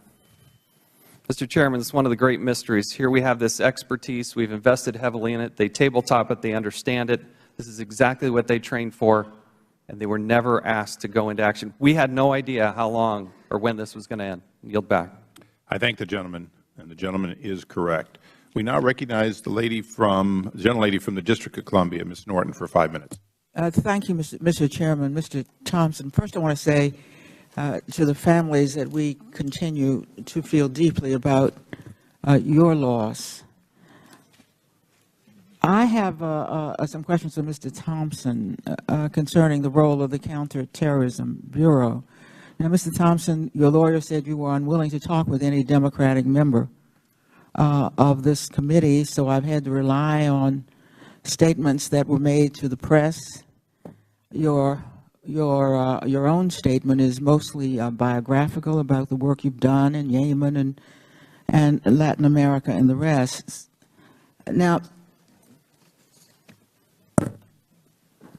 one report I found indicated that you believe that Secretary Clinton and Ambassador Patrick Kennedy, and here I'm quoting from this report, tried to cut the Counterterrorism Bureau out of the loop as they and other Obama administration officials weighed how to respond to and characterize the Benghazi attacks.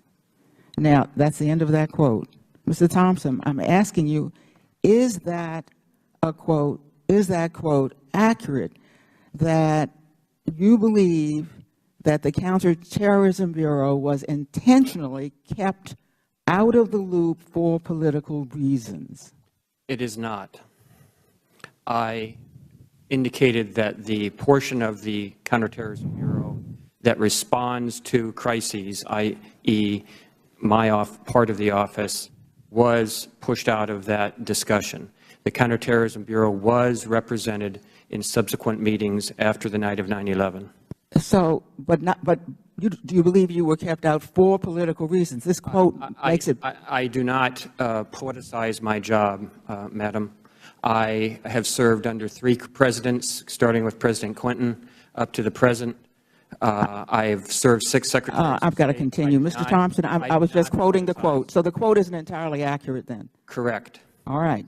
That's very important for the record, that Mr. Thompson is not saying that they were kept out of the loop for political reasons. This week, this quote apparently caused your former boss in the Counterterrorism Bureau at the State Department, I'm speaking now of Ambassador Daniel Benjamin, to issue a public statement disagreeing with this allegation in particular, which was in quotes. And he said, and I am now quoting him, "It has been alleged that the State Department's Counterterrorism Bureau was cut out of the discussion and decision-making in the aftermath of the Benghazi attacks. I ran the Bureau then, and I can say with certainty that as the former coordinator for counterterrorism, that this charge is simply untrue." Do you agree with Ambassador Benjamin? I agree that the Counterterrorism Bureau was included, but there's a distinction with a difference with respect to the portion of the Counterterrorism Bureau that would be most effective in the aftermath of an attack. Now, all of this was under Ambassador compound. Benjamin. He didn't say one portion or the other. You are yourself saying, although the Bureau was represented, somehow some portions of the Bureau were not represented. And how is that? That's what happened, ma'am. It says the Bureau, he says going on, was a central participant in the interagency discussion about the longer-term response to Benghazi. At no time was the Bureau sidelined or otherwise kept from carrying out its tasks. This seems to me to directly contradict your testimony here today. He says, I respectfully disagree. We were all in. You say, well, yeah, you were in, but somehow the other, some part of it was not in. No other part of the Counterterrorism Bureau is responsible for responding to a crisis. This was a crisis. My office was not involved in those subsequent meetings. Other members of the office were very professional people, and I'm sure they did their best at those meetings. Well, we certainly don't want to get involved in who down the chain of line gets consulted. But the ambassador says after the attack, the first question to arise that involved the Counterterrorism Bureau was whether or not the Foreign Emergency Support Team should be deployed.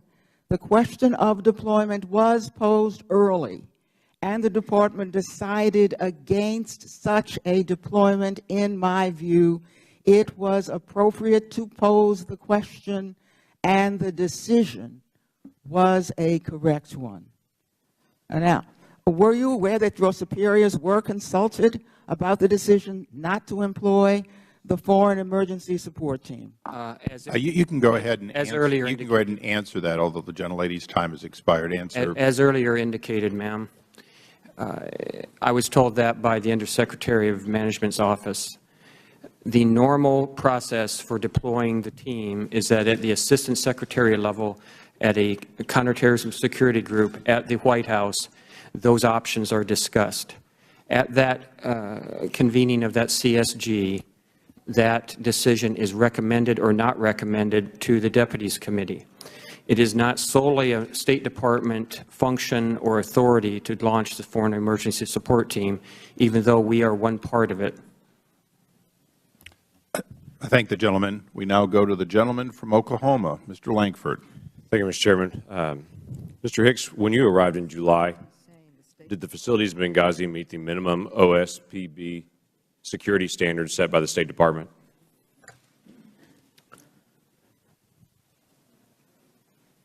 According to the regional security officer at the time in Tripoli, John Martinek, they did not. What about the facilities in Tripoli? The Benghazi facilities did not meet the minimum standards of the facilities in Tripoli?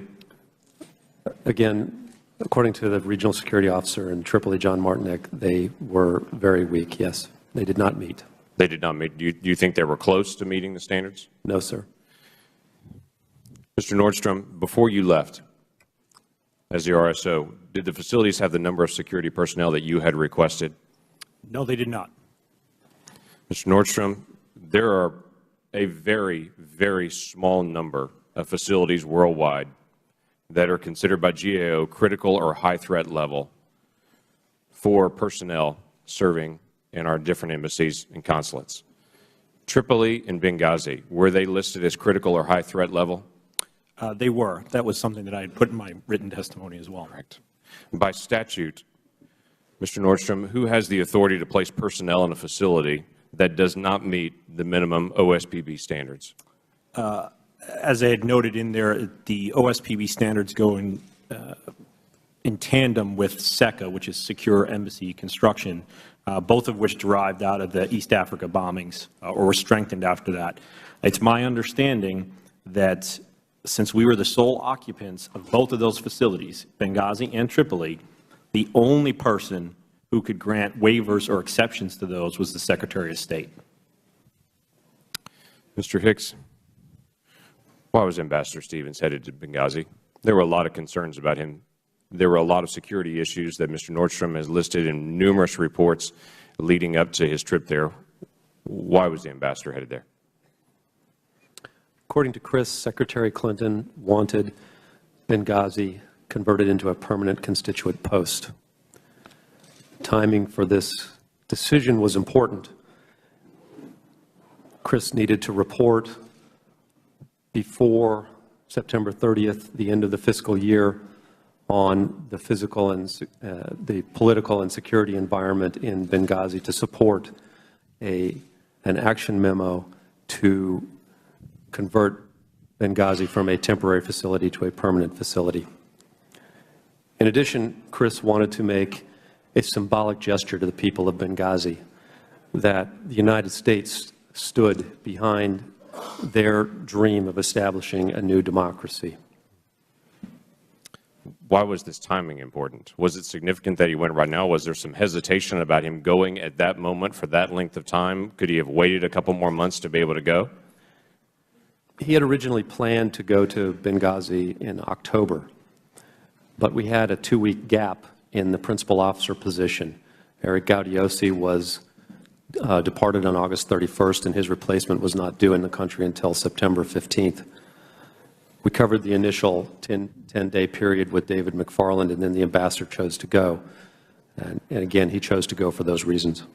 What was the timeline on trying to make this a permanent facility, or was there anything pending that had to be accomplished by a certain deadline? We had funds available that could be transferred from an account set aside for Iraq and could be dedicated to this purpose. They had to be obligated by September 30th. Okay. And where did those instructions come from? This came from the Executive Office of the Bureau of Near Eastern Affairs. So they were told to go ahead and check everything out, get the process going in Benghazi because we had to do it, and we had to do it right now. He planned to go in October, but said we've got to get there earlier and get this started in. Plus, there was an opening as well of the principal officer. That's right.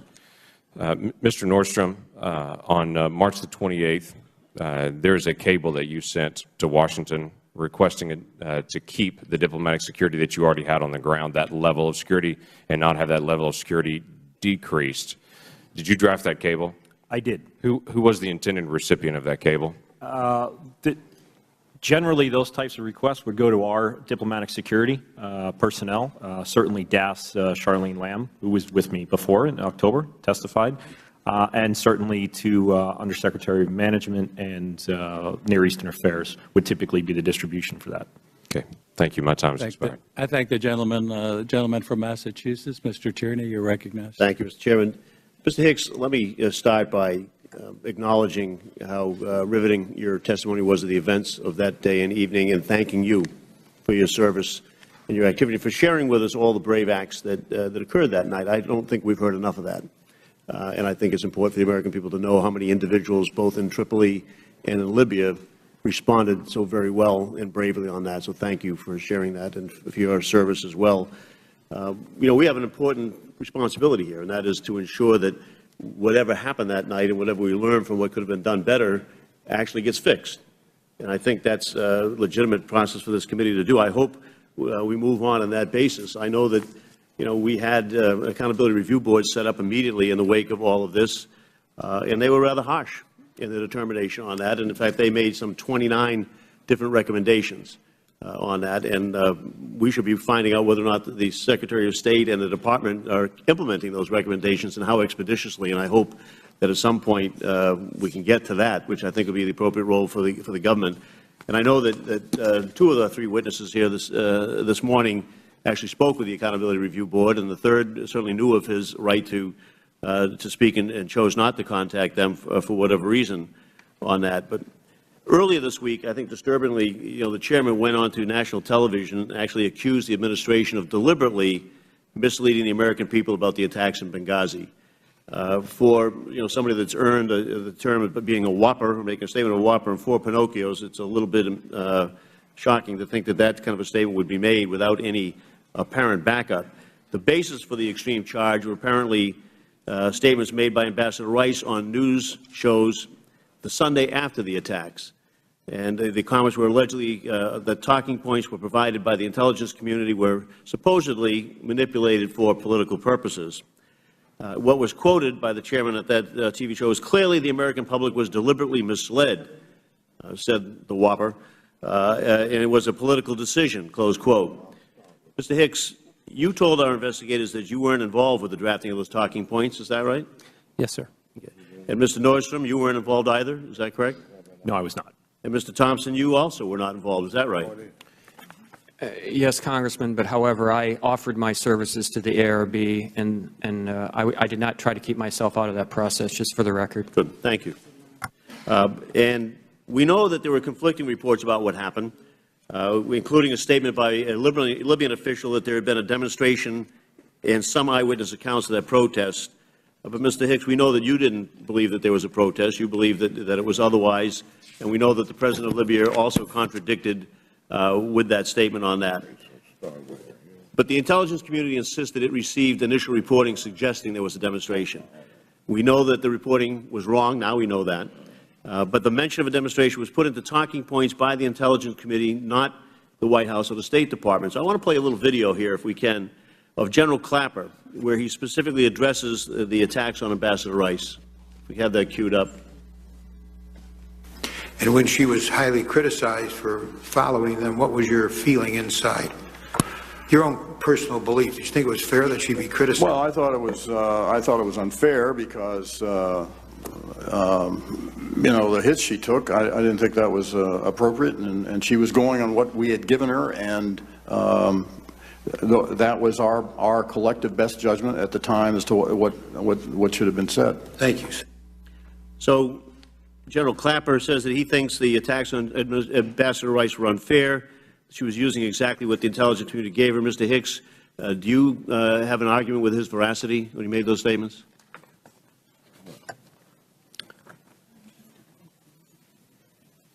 There was no report from the U.S. mission in Libya of a demonstration. The difficult question I have for you, because you're good enough to come forward, is do you contest the General Clapper's veracity? Is he lying, or is he telling the truth of what information he gave Ambassador Rice?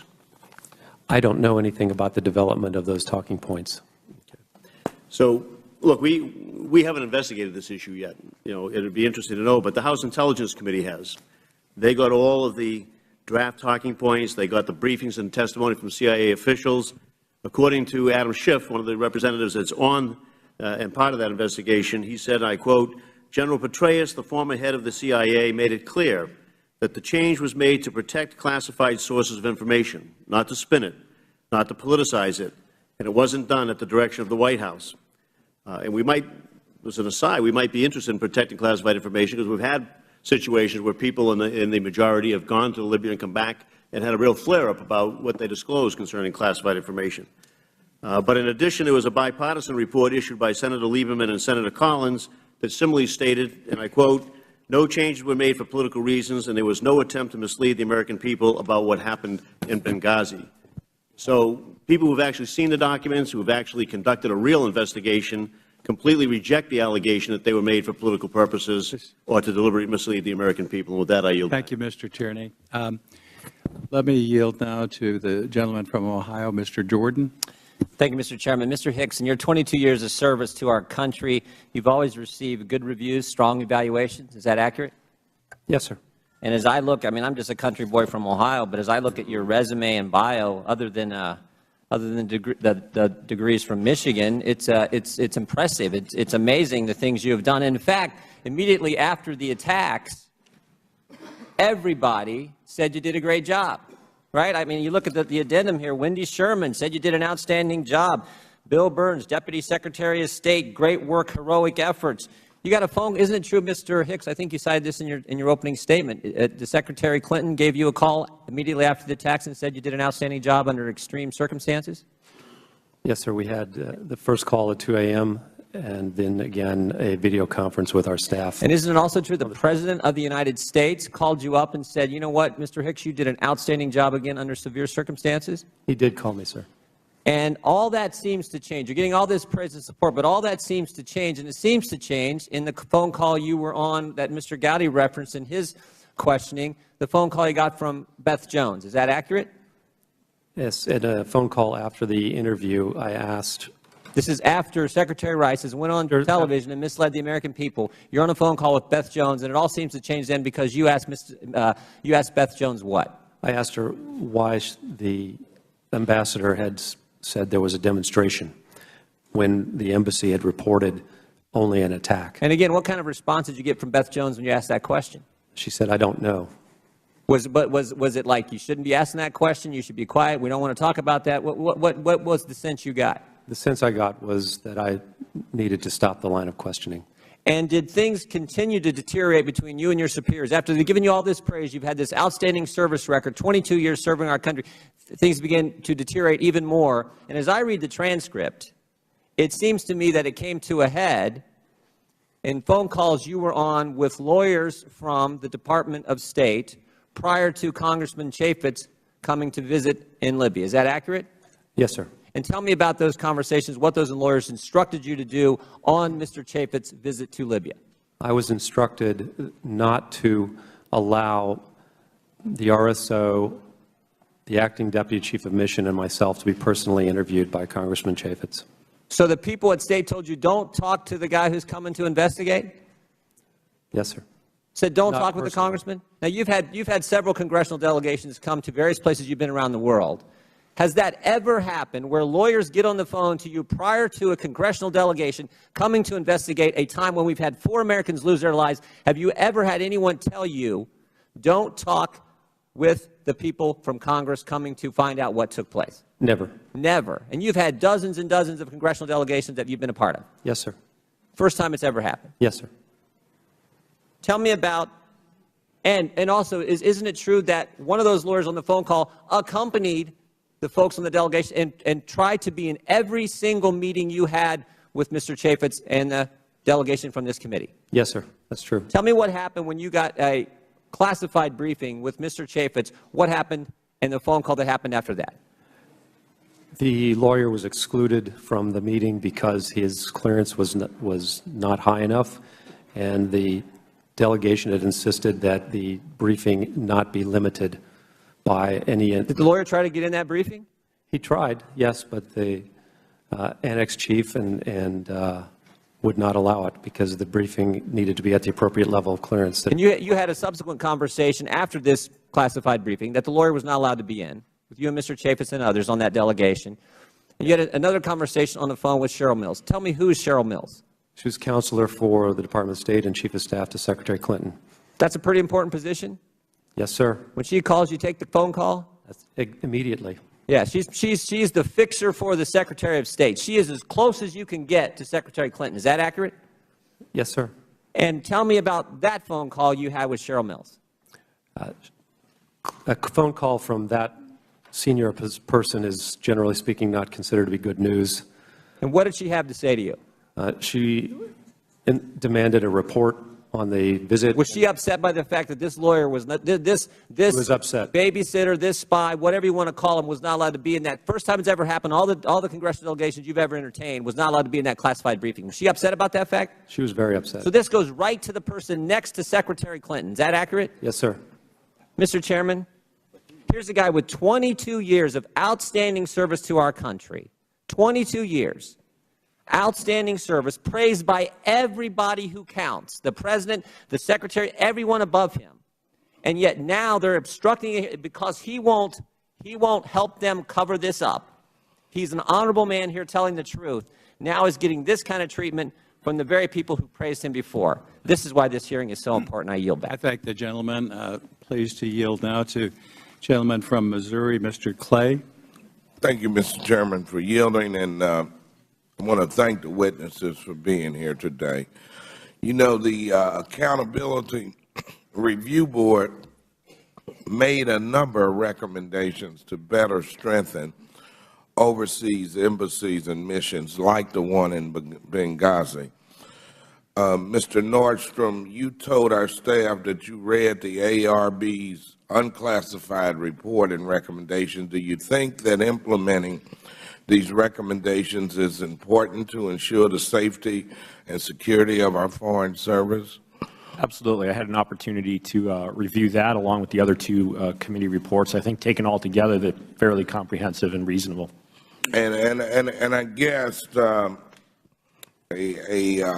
diplomat like you probably feels very disheartened when you read in the paper, say you're overseas, and Congress has cut this budget for embassy security, and Congress has been cheap, on the cheap, providing protection to our personnel. You know, in order to make security possible at our missions and our embassies throughout the world, it's one recommendation in this report that attempts to grapple with these issues and err on the side of increased attention to prioritization and the fuller support for people and facilities engaged in working in high-risk, high-threat areas.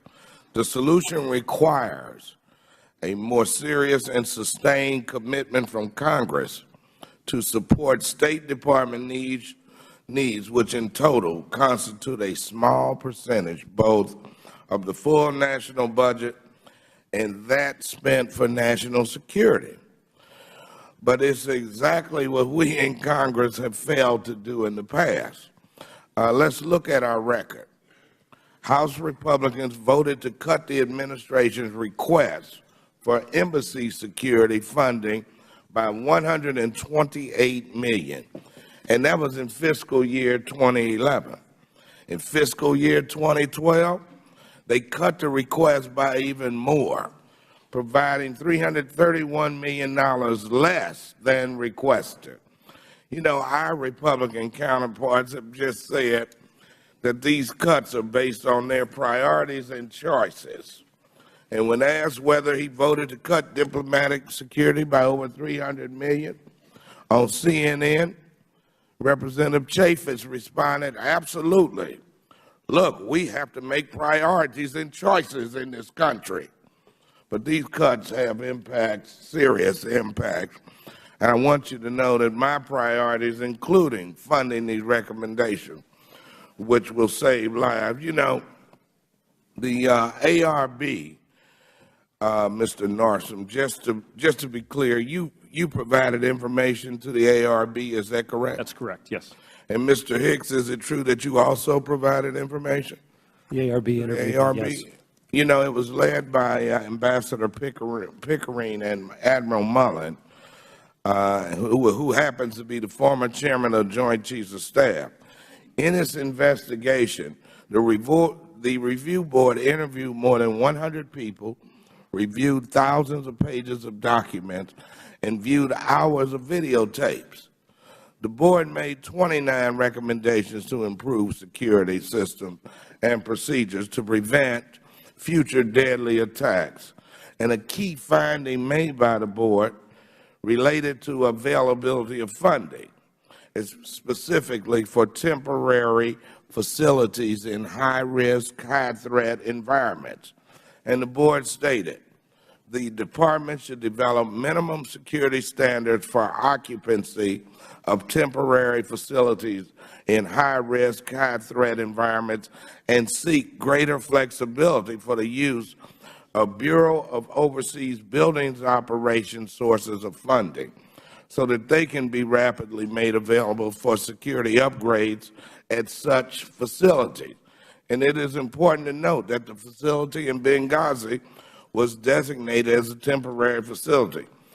Mr. Nordstrom, do you agree with the board's review? That was actually one of the specific things that I talked with the board. My concern is there is no such thing when you look at the FAM or the OSPB standards for a temporary facility. And so by its very nature, so they developed the recommendation. After the fact. How about you, Mr. Hicks? Do you agree with the recommendation? I'm not a security expert. I'm a diplomat. I'm an economic officer. But I support every improvement that can possibly be made to improve our security overseas, including increasing the training of our personnel. Thank you. I thank the gentleman. I would also thank the gentleman from Missouri, but ask, were you here on October 10th when the person who had those requests for additional security said money was not a factor, Charlene Lamb? Do you remember her? I can't remember if I was at this. Well, Mr. Nordstrom, you were on that panel. Do you remember what she said? Yes, she said that resources was not an issue, and I think I would also point to the ARB report, if I'm not mistaken, that they talked to our chief financial officer with DS, who also said that resources were not an issue. So. Mr. Chairman, the ARB says resources were an issue. Well, I guess the question that I have about the ARB, and again, it's not what the ARB has, is what it doesn't have, and that it stops short of the very people that need to be asked those questions, and that's the Undersecretary of Management and above.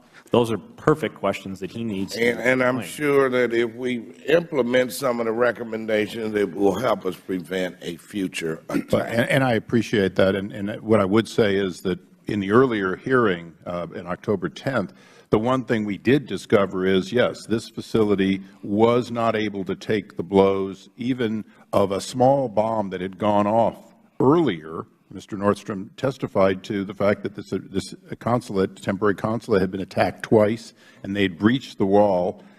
So there was an awful lot of recognition that it was an insufficient facility, and I think that's ARB, no ARB, that's something that's well in the committee's record, but I thank you for bringing it out. Thank you. We now go to the gentleman from Florida, Mr. Micah.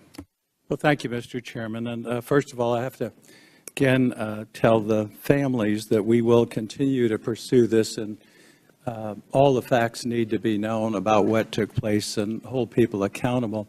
And then next to the witnesses, thank you for your service. Thank you for your bravery in actually coming forward. And again, some of the commendable acts of the State Department employees you described. As everybody may know, and I follow up really on my colleague Mr. Clay's question about the report there, Accountability Review Board report, and I've got, this is the unclassified version. There's a classified version also. This is available online. And we have a responsibility under law to review these situations and to go to people who actually had firsthand knowledge. Now, Mr. Thompson, you have a very important position. The title is Bureau of Counterterrorism and Leader, Foreign Emergency Support Team, U.S. Department of State, right? Correct. Okay. And did you participate? Were you interviewed by the ARB? I was not. You were not interviewed. Okay. And you were on the job during this period? I was at my desk that night till 2 o'clock in the morning. And you were not allowed to convey information to the board? On the 17th, I conveyed my request to be interviewed before the board. And so they did interview you after that? No. Have you ever been interviewed? I have not. You have not. So you're one of the primary players, but yet the board failed to interview. Would you say that's correct? That is a correct statement. Mr. Thompson, is he an important player? I'm sorry, Mr. Hicks, is Mr. Thompson an important player in this, Mr. Nordstrom? I would say yes, okay. Certainly in the aftermath of the attack. Okay. Let me go to Charge Hicks. Were you interviewed by the board? I was interviewed by the board. Were you able to convey all the information that you felt was necessary to, regarding this incident to the board? The interview took about 2 hours, and it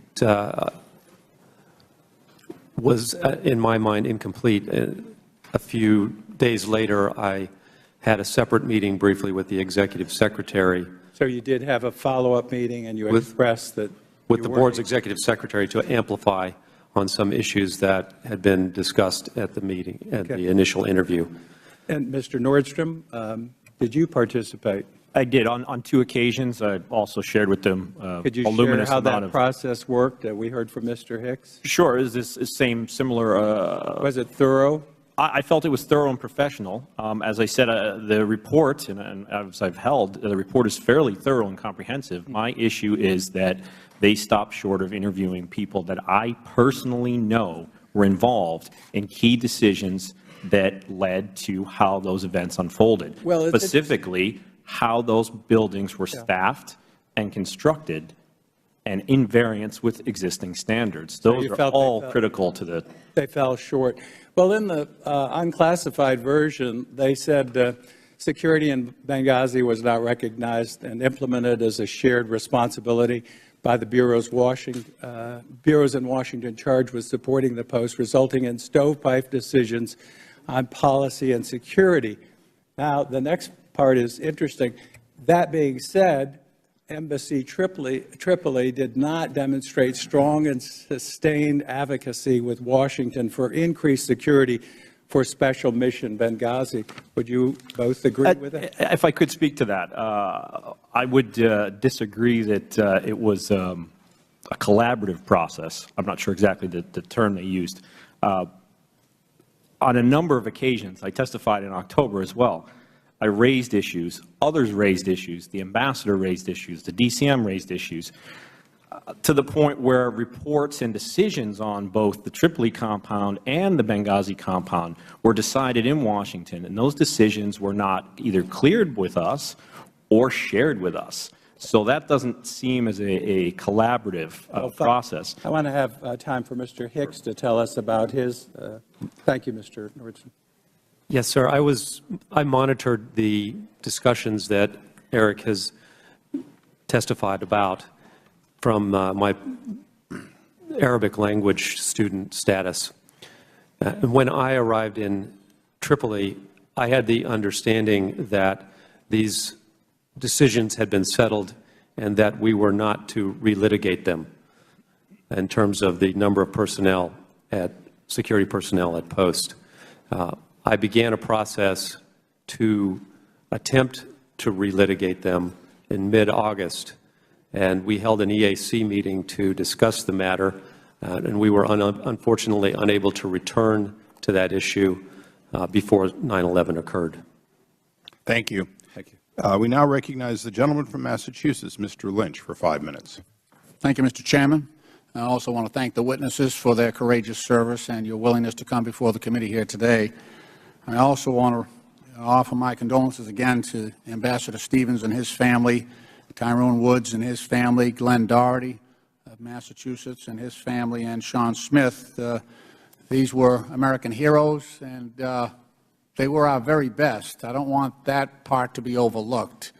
These individuals were regarded as our very best, including Ambassador Stevens, without question. I think his opinion and the respect that his experience and authority in matters, all matters in Lebanon, Libya, and not only in Tripoli but also in Benghazi was unquestioned, I think, and it showed in the deference that others gave him to those decisions.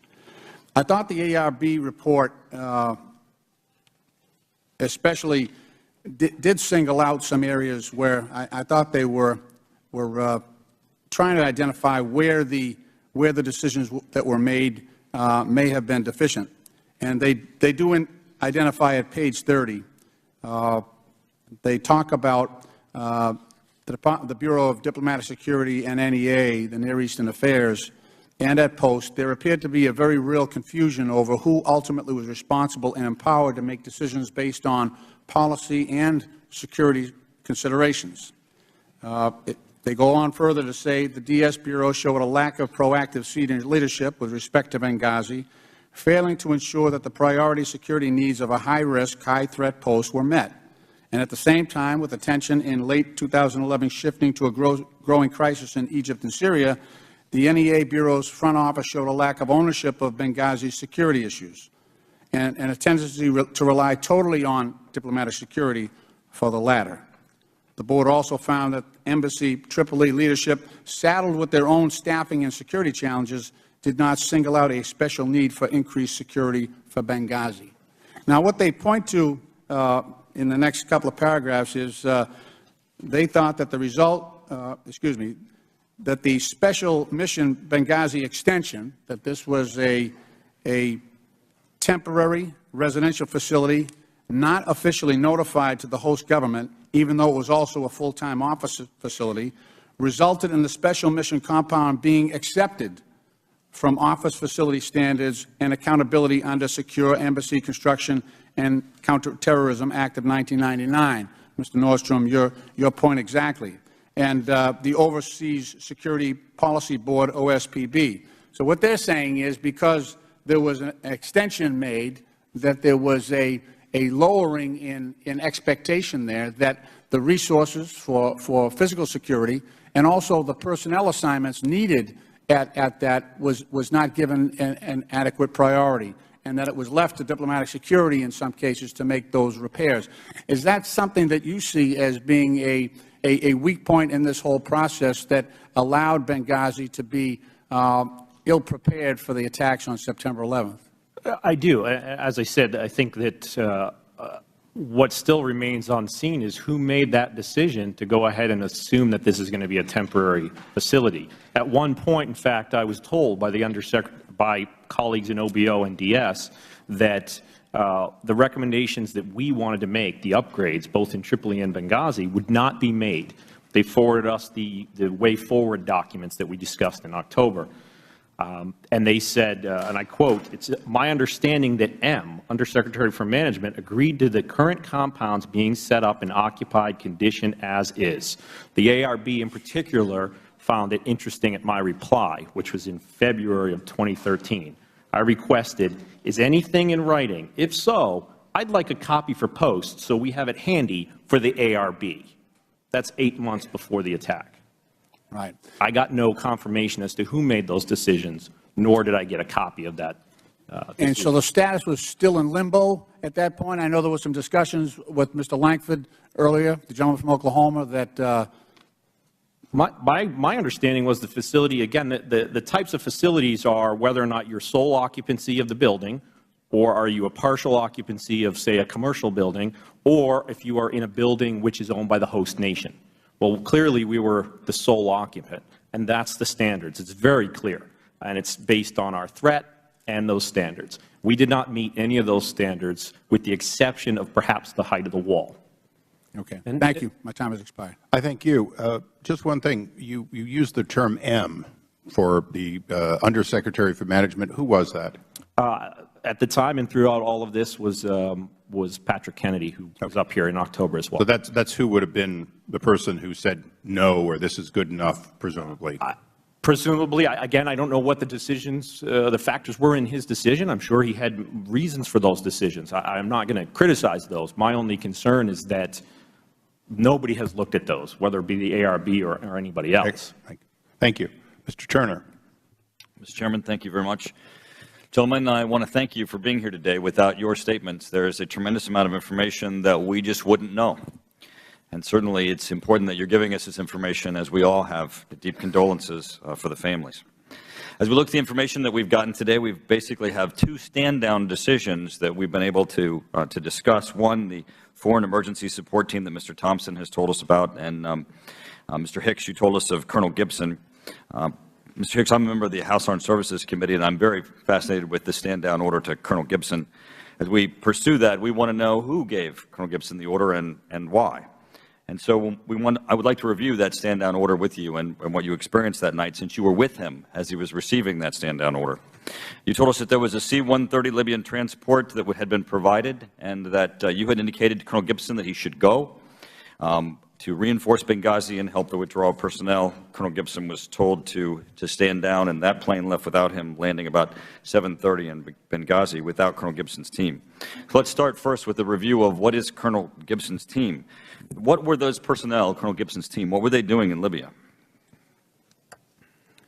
They are the remaining members of the Special Security Team, this group of 14 Special Forces personnel assigned to protect Embassy Tripoli after the return and reestablishment of the embassy in September of 2011. And on the 1st of August, the Secretary of Defense signed an order changing their status from being a security team to a training team and transferring their authority from the Chief of Mission, the Ambassador, to General Ham. On August 6th, 2 members of that team were in a carjacking incident as they were driving early in the morning outside the compound, and they had to use their weapons in order to escape that armed attack on their vehicle. In light of that incident, General Ham decided to draw down the team from 14 personnel to 4 personnel, and Lieutenant Colonel Wood and 9 others, Lieutenant Colonel Wood testified before this committee last October, left Tripoli in the middle of the month. So the Lieutenant Colonel Gibson and the other 3 members of that team are the remainder of that group.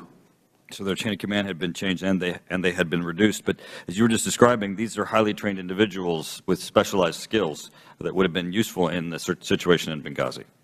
Yes, absolutely, and particularly given the fact, again, that the personnel in Benghazi were exhausted from a night of fighting against very capable opponents.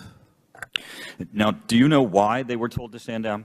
Colonel Gibson give you any information or understanding of? I actually don't know why. Is there any reason to believe that the situation in Benghazi was over? I mean, there were a number of series of attacks that you've described to us. Any reason to believe that that there was no longer any danger in Benghazi?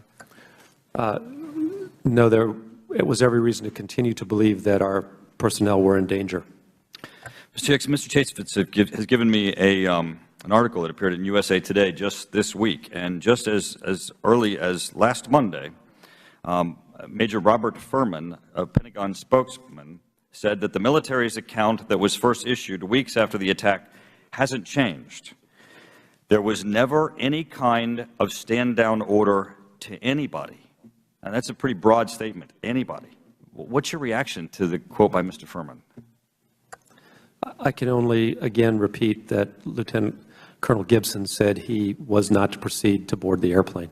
So your firsthand experience being on the site, standing next to Colonel Gibson, who was on his way on that C-130 transport and being told not to go, contradicts what Mr. Furman is saying on behalf of the Pentagon. Yes, sir. Mr. Hicks, did the embassy have a defense attaché on staff whose role it was to interface with the Defense Department? And did you ask him that evening, were there any resources coming from the U.S. Military? And what was your reaction to his responses as the evening unfolded? My reaction was that, okay, we're on our own. We're going to have to try to pull this off with the resources that we have available. Were the Libyans surprised? I don't know, but I think they were. Thank you, Mr. Chairman. Thank you. Before we go to Mr. Connolly, just because most people in the audience, including on the dais, don't understand Chief of Mission authority, would you, as Chief of Mission, run us through who was under your Chief of Mission authority and who wasn't? In other words, who did you have command and control of? And we're talking about military assets, because I think a lot of folks up here are hearing 2 chains of command, and it'd be helpful for you to explain it as a career State Department person quickly. All civilian USG personnel in Libya were under Chief of Mission Authority, which was yours until we knew that he was dead, and then that passed to me.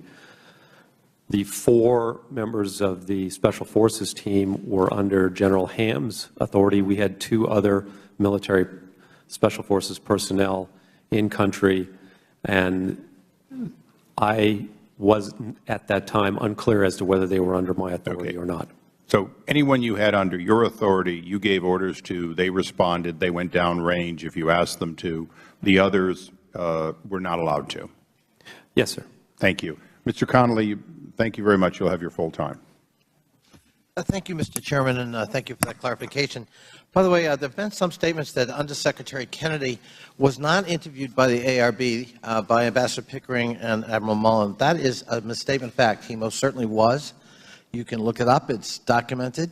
He was interviewed, and he provided evidence, and that evidence was evaluated. So it is simply not true that Undersecretary Kennedy was not part of that process. He most certainly was. And I'd ask, Mr. Chairman, the record so reflect. Who said he wasn't? I'm not sure. I think we've heard it from the table. Mr. Thompson, statements have been attributed to you that your bureau, the Counterterrorism Bureau, was actually deliberately kept out of post-Benghazi developments, decision-making, and so forth. Are those statements attributed to you accurate? It's true that my portion of this office was not participant. Your portion. To whom did you report? I report to Dan Benjamin at the time. And did Mr. Benjamin, was he included in He was overseas at the time. He was overseas, but was he kept informed and involved? I kept him informed in the early stages of... Was he kept informed and involved by the Secretary's office? I have no idea. Would it surprise you to learn that he has stated emphatically that he most certainly was? It wouldn't be a surprise. I've read it. And would it surprise you that he contradicts your statements or statements attributed to you? And I read to you this charge that we were kept out of the loop in the aftermath is simply untrue. Though I was out of the country on official travel at the time of the attack, I was in frequent contact with the Department. At no time did I feel the Bureau was in any way being left out of deliberations that it should have been part of, unquote. I would disagree. He's true factually. He is his view of how much of the CT Bureau was. So for the record, if I may, sir, if he thinks he was adequately informed and given counsel on that, then that is his professional. Well, he's the head of the Bureau, and he's, in fact, was your supervisor, and that's his testimony. So it contradicts you. I don't think it's his testimony, sir. Well, I'm entering it into the record, so it's now in the evidentiary record. And Would the gentleman suspend? we could no, not, I will, Mr. Chairman. I'll hold the time. Okay, certainly. Mr. Cummings, perhaps you were here, perhaps not, has said among a lot of people that we want to bring before this committee, he is now an anticipated future witness, so he can give testimony. The Chairman anticipated exactly the point I was going to make, so we can clear that up by having Mr. Benjamin here. Thank you. Mr. Hicks, I don't think anyone who could have listened to your account, the minute-by-minute account of what happened, could be anything but moved. The trauma of what you and your colleagues must have gone through, especially being in Tripoli, not being able physically to sort of reach out and do something about Benghazi, I think all of us can relate to that. Terrible. I was in Libya, in Tripoli, in May of last year, before the tragedy, and I don't remember whether we had a chance to meet or not, but David Dreyer led our CODEL. We were not allowed to stay in Libya overnight. What struck me when I arrived in Tripoli was that airport security was provided by a militia. And, you know, I've traveled a lot over my years in foreign policy, and, you know, what goes through the mind is what could go wrong with this? It's a volatile, violent, unstable, or was, situation. Do you want to talk just a little bit about the domestic situation in Libya as we found it? Because I think sometimes that gets forgotten in the retelling that we're facing instability in Libya still in a post-Gaddafi revolutionary situation, and likewise in Benghazi. Could you just share with us some insights into what you found in terms of that inherent instability? Thank you, Mr. Connolly, and thank you for being my representative. First of all, I just want to say that I don't recall saying that anyone other than myself testified to the ARB or was a witness before the ARB. So I wanted to be clear about that. The second thing is the political and security climate in Libya at the time. It was highly unstable, although after the elections, we thought that the political trajectory, the elections in July, we thought the political trajectory was heading in the right direction. President Magariaf had been selected. They were trying to appoint a new prime minister and move towards a democratic government. The security scene, however, was very unstable and has been, I think, well documented. You had assassinations and car bombings in Benghazi, but the assessment was that this was Libyan on Libyan and not necessarily directed at foreigners. At the same time that we are in the process of building towards making our post in Benghazi a permanent post, the British are contemplating returning there to Benghazi. They left after their ambassador survived an assassination attempt in June. In Tripoli, we also have instability. We have car bombings, carjackings.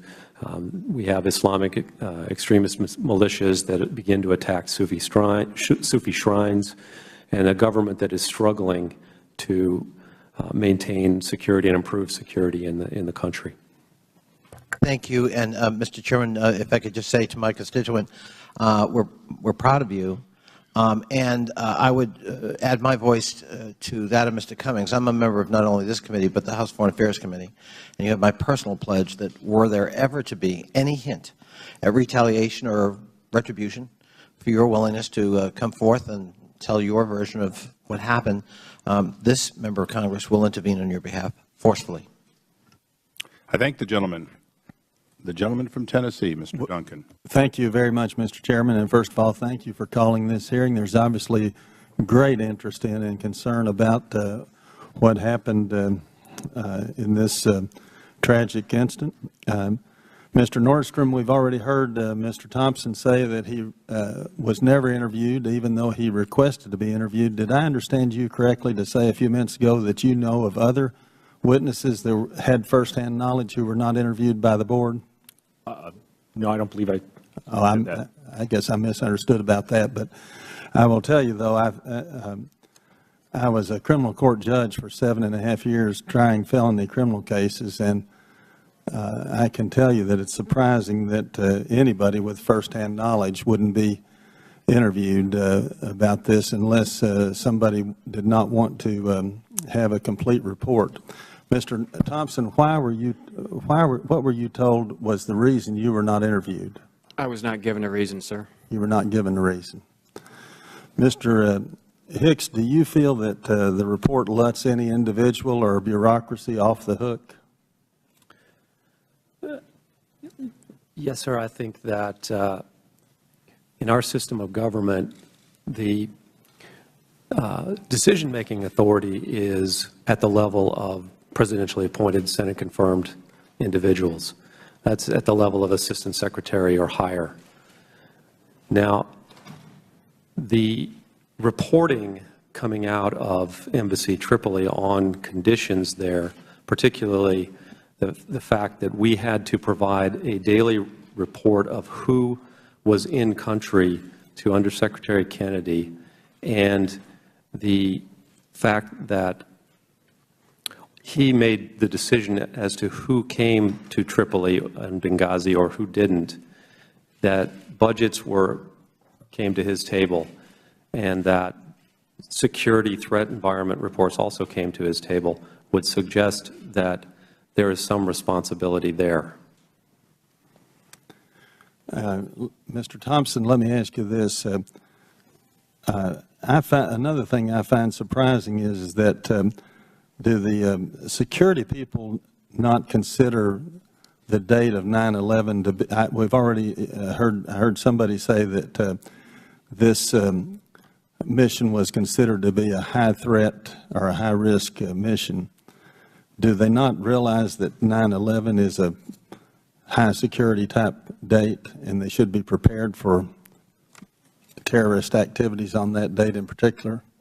Certainly. When I hear security, I think of Greg Nordstrom, so I won't go down the security trail too far here. But certainly on the anniversary of 9/11, since 9/11-2001, we have all had our antenna up, so to speak, and been forward-leaning, if not physically, mentally, on that particular day, yes. The report basically puts primary blame for this situation on the Bureau of Diplomatic Security. I would like to ask if any of you have a comment about that. Do you think that's fair? If I could, Congressman, yes, Mr. and maybe Nordstrom. this might also address Congressman Connolly's question.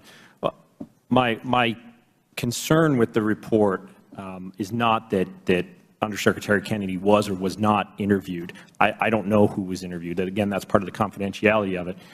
But there's been a lot of discussion of how many people were supposed to be there or not supposed to be there. Those things are not driven by regulations and law. That's a subjective opinion. Obviously, that was quite a bit of my testimony in October. I go back to who authorized embassy employees, U.S. government employees, to go into facilities that did not meet legal requirements. I don't know who made that decision. And the reason why is because, as Ambassador Pickering said, he has decided to fix responsibility on the Assistant Secretary level and below. How I see that is, that's fine. It's an accountability of mid-level officer review board. And the message to my colleagues is that if you're above a certain level, no matter what your decision is, no one's going to question it. And that's my concern with the ARB. Mr. Hicks, did you find other shortcomings in the report? Well, I find shortcomings in the process. In the process. Although I was interviewed for 2 hours, I was never allowed to review the recording of my testimony to the board. I was never given an opportunity to read the unclassified report before it was published to see if my testimony had been incorporated or properly, at all or properly, and I have never been given an opportunity to read the classified report. All right. Thank you very much. I thank you. I must admit, one of the rules of this committee is that interviews and depositions the witness actually gets a copy of and is allowed to make corrections in most cases to make sure that they didn't misstate something. So that is a little surprising to me. The gentlelady from California, Ms. Spear. Mr. Chairman, you know, it's ironic that you said that, Mr. Chairman, since Mr. Thompson would not even engage with the Democratic side of the aisle in terms of answering any series of questions. But let me, first of all, say to the family members, we lost extraordinary servants to this country. You lost loved ones. And there's nothing that we can say that will ever heal your huge loss. But know that we will do everything in our power to make sure that other families do not go through what you're going through. To you, Mr. Hicks, thank you for your extraordinary service. You know, as you were retelling the events, and they were harrowing, it reminded me of an experience that I had, similar, in a foreign country, ambushed, and a sense that we were woefully underprotected. And I think as part of what we're going to glean from this today is that we have got to do a much better job of providing protection in high-risk, high-threat embassies and consul offices around the world. It was inadequate, and I'm troubled by the fact that General Ham withdrew additional support because they had been engaged in a carjacking. If anything, that would heighten our concern and we would create more support. Let me, though, ask you a question. You said earlier today that the lawyers at State told you not to talk to Mr. Chaffetz when he came. That's what I wrote down, and would you just verify that that's what you said? We were not to be personally interviewed by Congressman Chaffetz. Now, in your interview with the committee, you were asked the question, excuse me, did you receive any direction about information that Congressman Chaffetz shouldn't be given from Washington? And your answer was, no, I did not. Is that still your testimony today?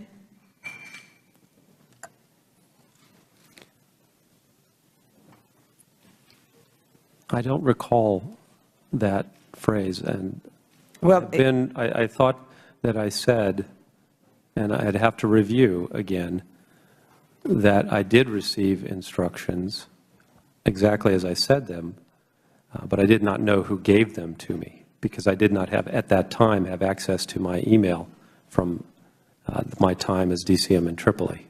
If the gentlelady could just tell us what page of the transcript that's on. Maybe the staff can get it for me. I'm reading from a separate thank you. document. You did say that you were told to make sure other State Department officials were present for meetings with Representative Chaffetz. As you stated, they told me not to be isolated with Congressman Chaffetz. Is that correct? Yes, that's what I mean by not to have a personal interview with Congressman Chaffetz. Okay, so it was more about not being in a situation where you did not have other people with you. Is that correct? As opposed to not being interviewed. And again, that's what I said, not to have not to be personally interviewed by Congressman Chaffetz. It said, well, you said they told me not to be isolated with Congressman Chaffetz. That's the meaning of isolated, not to be personally interviewed. There was a classified briefing for Mr. Chaffetz that no other State Department official was able to attend, and you testified earlier.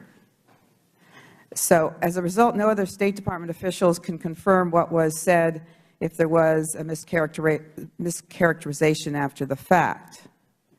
So when Representative Chaffetz returned to Washington and attended this committee's hearing in October, there was a great deal of controversy about his description of that classified briefing. Did you by chance watch the hearing? Actually, I didn't, but I don't think I said that no State Department official was allowed in that annex briefing. In fact, I was in that briefing, David McFarland was in that briefing, and the RSO, John Martinek, was in. The attorney was not. The attorney was excluded by the annex chief for clearance purposes. Okay, when you received a call from Cheryl Mills, actually, let me ask you a different question. The gentlelady's time has expired, but go ahead and ask your last question quickly. Thank you, Mr. Chairman. I think you deserve to have a post in a location that you desire. So I would like to ask you, where would you like to be posted? The Court of King James is out of the question. The country I would most like to go to, is that the question Yes. that you're and be assigned to? You know, I'd really want to talk to my decision maker, chief decision maker in my family, who's sitting right over here, my wife, because I think her opinion is more important than mine on that point. And so just to conclude, Mr. Chairman, I believe he really is a diplomat, Ms. Pierce. Well, most of you should be diplomats on issues like that. Ms. Dibble had said to you that she would help you get a good onward assignment. And I think this committee will help you get a good onward assignment. So we await your, the responsible person for that decision informing us. I thank the gentlelady, and I'm actually shocked that Mr. Connolly didn't make that a promise to a constituent who could vote. And with that, we go to the representative from North Carolina, Mr. McHenry. not to bring the subject matter of this hearing back to the subject matter of this hearing, but I'm sorry, Mr. Hicks, the Senate is in charge of those types of movements of our ambassadors in the confirmation process. But I hear there's a wide variety of islands just to the south of Florida that are lovely. But the subject matter of today's hearing is to get at the root cause and the root facts of an awful tragedy that occurred. The mismanagement, then the political cover-up that resulted from that mismanagement, and a rush to judgment by some very ambitious political operatives within Washington. At least that's near as what I can tell, having gotten into the facts as we have today and knowing what we know today. So I want to thank all three of you gentlemen for your service to the American people and to our government. And I want to say to you that the tough treatment you've gotten as a result, not only on that day in September, but since then, is a horrible tragedy. I want to go back to Mr. Gowdy's line of questions here. Mr. Hicks, was there a protocol within the consulate in the event of a protest? Yes, there was. Was there any evidence when you were there in Libya on that day that this was a protest? No, there was none. And I'm confident that Ambassador Stevens would have reported a protest immediately if one appeared on his door. The protocol, of course, was for us to evacuate immediately from the consulate and move to the annex. Okay. Was there anything in connection to a YouTube video? Was there any awareness that it was the events occurred because of a YouTube video? The YouTube video was a non-event in Libya. Okay. And did you know about that within a couple days or the day of? Yes. Okay. And so did you report to anyone in Washington within the first couple of days that there was anything in connection, a protest in connection to a YouTube video? No, the only report that our mission made through every channel was that there had been an attack on a consulate. Not a protest? No protest. You can leave your microphone off. I'm going to come back to you a few times. Mr. Gowdy mentioned this earlier, but on September 16th, Ambassador Susan Rice went on the Sunday shows, recited a whole group of talking points. Were you a part of those talking points? No, I had no role in their preparation. Okay. So 1 month later, we had an Undersecretary Kennedy. Let's play his statement. Always made clear from the very beginning that we are giving out the best information we have at the time we are giving it out. That information has evolved over time. For example, if any administration official, including any career official, had been on television on Sunday, September 16th, they would have said the same thing that Ambassador Rice would have said. She had the information at that point from the intelligence community, and that is the same information I had, and I would have made exactly the same points. Clearly, we know more today, but we knew what we knew when we knew it. By September 16th, did you know what you know, which is apparently what Susan Rice said? Let me rephrase that, actually. Let me actually make that a question, if you will. Ambassador Rice recited a set of facts. A month later, they defended, the State Department defends that. You are a career State Department official. Would you have said the things that Ambassador Rice said? Not after hearing what President Magariaf said, especially considering the fact that he had gone to Libya, to Benghazi himself at great personal and political risk. And for him to appear on world television and say this was a planned attack by terrorists is phenomenal. I was jumping up and down when he said that. It was a gift for us from a policy perspective, from my perspective, sitting in Tripoli. And did that occur before September 16th? He said that on the same talk shows with Ambassador Rice. And did you report that? Was there knowledge that he was going to say that? No, there was not. Okay. Mr. Chairman, I know we have a lot more questions about this, including what that did in country.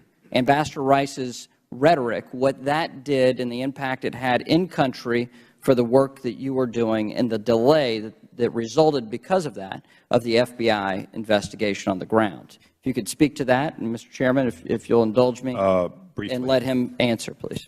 Thank you. Go ahead. Yes, sorry. Again, it took 17, 18 days for us from that interview to get the FBI to Benghazi. And we dealt with people at a low level, and we got them to Benghazi by stringing together a series of basically low-level commitments to help us get them to Benghazi. Thank you. The gentleman from Wisconsin.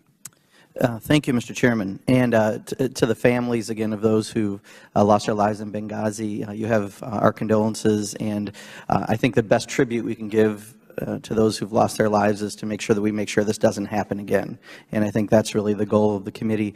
Gentlemen, thank you for being here today. Mr. Hicks, especially thank you for your extensive conversation about what happened during the confusion of those first hours, whether the ambassador was at the hospital or the annex, and all of that happened. I can tell you about 16 years ago, I was backpacking through the Darien Gap in Colombia and woke up to machine gun fire and hand grenades. And at the time, we didn't know what happened. We had paramilitaries on the river, we had guerrillas behind us, and we were caught in between. So I can fully understand the full confusion that happened at that time, and your recanting of that, and I think we saw that in the report. What I can tell you, though, Mr. Chairman, is, I don't think there's a smoking gun today. I don't even think there's a lukewarm slingshot. What we have is some strong opinions from people who at least I know Mr. Nordstrom and Mr. Hicks both participated in the study, and Mr. Thompson, while he didn't, no one stopped him. No one said he shouldn't go in the study, but we've had a chance to take a look at this, and I think what's really imperative is that we make sure that these recommendations are done, that something concrete comes out of this so that no one else is in this situation. And I think one of the real things that we can do as a committee, as individuals on this committee, is to make sure that we provide adequate funding for security and training to all of our embassies. And I think, that I look at, I'm one of the new folks around here, so when I look at some of the past budgets where we've been asked for literally hundreds of millions of dollars that haven't been approved in a post-9/11 world, I look at that as rather risky. And both Mr. Nordstrom and Mr. Hicks, you both have extensive experience around the world and various places you've been. So looking at this proactively, I think this is probably the 9th or so hearing that the House has had on this issue. So maybe it's time we start looking at how we make sure we protect our embassies the very best way we can, rather than kind of going through and rehashing some of the same old stories. My question specifically for both Mr. Hicks and Mr. Nordstrom are, when it comes to extra training or extra security, do you feel that we need more in some of the embassies across the world, so that make sure that those who are working in there indeed have the very best protections, because we have that responsibility to them as they serve the country? Mr. Hicks? Thank you. I think there are two things, and I appreciate the question.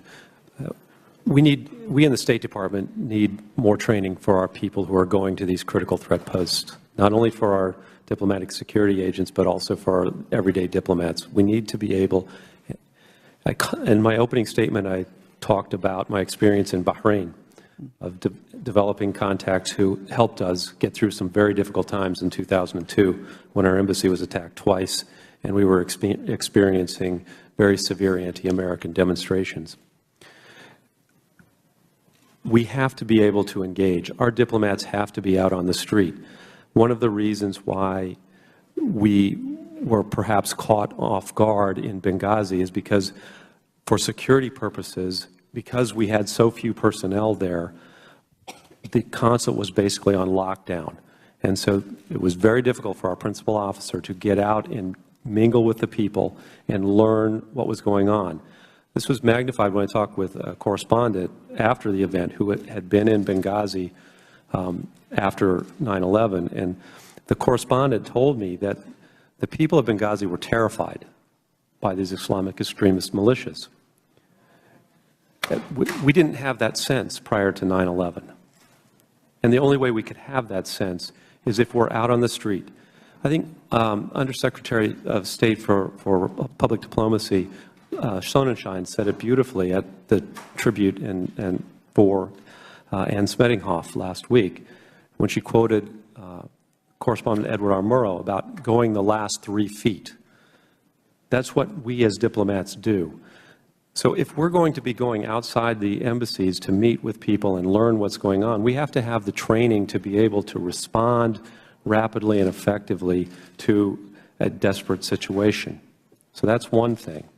The other thing I believe that we need to do, and I put this forth as part of my platform in running for office in my speech to the Foreign Service, we need to develop a robust paradigm for analyzing and mitigating risk, and one that is comprehensible to every member of the Emergency Action Committee.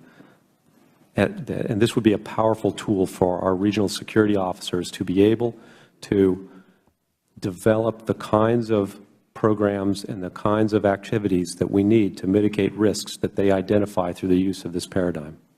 Thank you. We now go to the gentleman from Michigan, Mr. Wahlberg. Thank you, Mr. Chairman, and thank you for holding this hearing. And I, too, agree with both sides of the aisle. This ought to continue with other hearings. And it was shocking to just hear a statement about this is rehashing same old stories. These aren't old stories. These aren't same old stories. This is a situation that is atrocious in that it happened. And it's about time we heard the stories for the first time that we're hearing today, and I thank the witnesses for being here to do that for us. And appreciate your valor, and appreciate the families and their sacrifice. Mr. Thompson, on several occasions already, it's been insinuated that not only did you not ask to be interviewed by ARB, but that you refused. You've indicated on a couple occasions, no, you asked to be involved. Let me give you further opportunity and ask you, why were you concerned about the ARB's failure to interview you? And did you raise any concerns with the Department about the Review Board's unwillingness to interview you? The reason I was concerned about it was that it was a terrorist event, and we did not respond to a terrorist event with the team, or we weren't considered to, and there wasn't a normal process by which that goes through. That process that I've already stated is not one that is bureaucratic. It's one that can go from a cold start to wheels up, so to speak, within hours. On-the-ground experience, understanding of what you were tasked to do. Yes. With respect to places like Nairobi, Kenya, on August 7th, 1998, in which we had 12 murdered Americans, 240 murdered Kenyans, and thousands injured. A very ambiguous situation, and a situation in which we responded to and collaborated with our DOD and our FBI colleagues. Even OFTA was there because we had to get Office of Foreign Disaster Assistance. We even had to get them in there to help with the medical resupply because the hospitals were overrun by this event. We had to set up a new embassy because we had one that was destroyed. We had to set up all the communications for the ambassadors, so it was a fairly comprehensive response. Such was not the case in Tripoli with Mr. Hicks. However, we did have a need to get people pushed forward early, and even if they did not end up in Tripoli, they would be closer. Again, going back to the tyranny of distance, whether we would have landed in Frankfurt or Sigonella or Crete or somewhere in the area, those are the things I would have brought out to the board had I been interviewed. Any of those findings included in the ARB report? Not to my knowledge, but I also have not seen a classified version. They may be in there. Mr. Hicks, in a little deference to my colleague from Ohio, I'd say on top of all of your distinguished records of achievement and accolades, your 2 earned degrees from University of Michigan are your best, and I appreciate that. Let me ask you this. Do you know if anyone interviewed by the ARB was provided an opportunity to read the full classified report? I've talked to several witnesses who were interviewed by the ARB, and none of them have been allowed to read the classified report. As far as you know, none that were interviewed have read the classified report? So far as I know. So you mentioned that there was a 2 a.m. phone call with the Secretary of State. During that short phone call, conversations you rehearsed for us, was there any mention of a demonstration during that conversation? No. It would be interesting to know if that was included in the report, but you've not read it. Correct. In fact, it wasn't. Do you think the ARB report lets any individual or bureaucracy off the hook? Again, as I mentioned earlier, given the decision-making that Undersecretary Pat Kennedy was making with respect to Embassy, Tripoli, and Consulate Benghazi operations, he has to bear some responsibility. What, in your view, were the shortcomings of the ARB process, besides not interviewing some people and allowing the classified report to be read? Well, again, there was no stenographer in the room when we were interviewed. No stenographer? No, sir. And so we're talking about editorial commentary potential as opposed to clear truth, accuracy? That's correct. There were note takers. I had counsel in the room with me taking notes, but other witnesses did not have counsel or may not have had counsel. Thank you. Mr. Chairman, I don't have that benefit on the campaign trail to not have accurate reporting. Thank you. Well, it's Congress created the ARB in 1986, so we have the ability to professionalize it by congressional action. Perhaps that'll be something we'll recommend. We now go to the gentlelady from Illinois, Ms. Duckworth. Thank you, Mr. Chairman. Gentlemen, thank you for your bravery in being here today and for your service to our nation. I really believe that the best way to honor the sacrifice of Ambassador Stevens and the 3 other Americans who gave their lives in the line of duty in a final act of devotion to this nation, the best thing that we can do is to put aside politics and take a hard look at the facts of what went wrong and what we need to do as we move forward to make sure this never, ever happens again. And I share the frustration that many of my colleagues have expressed about the fact that we did not have the opportunity to properly prepare for your testimony today or to participate in a bipartisan investigation.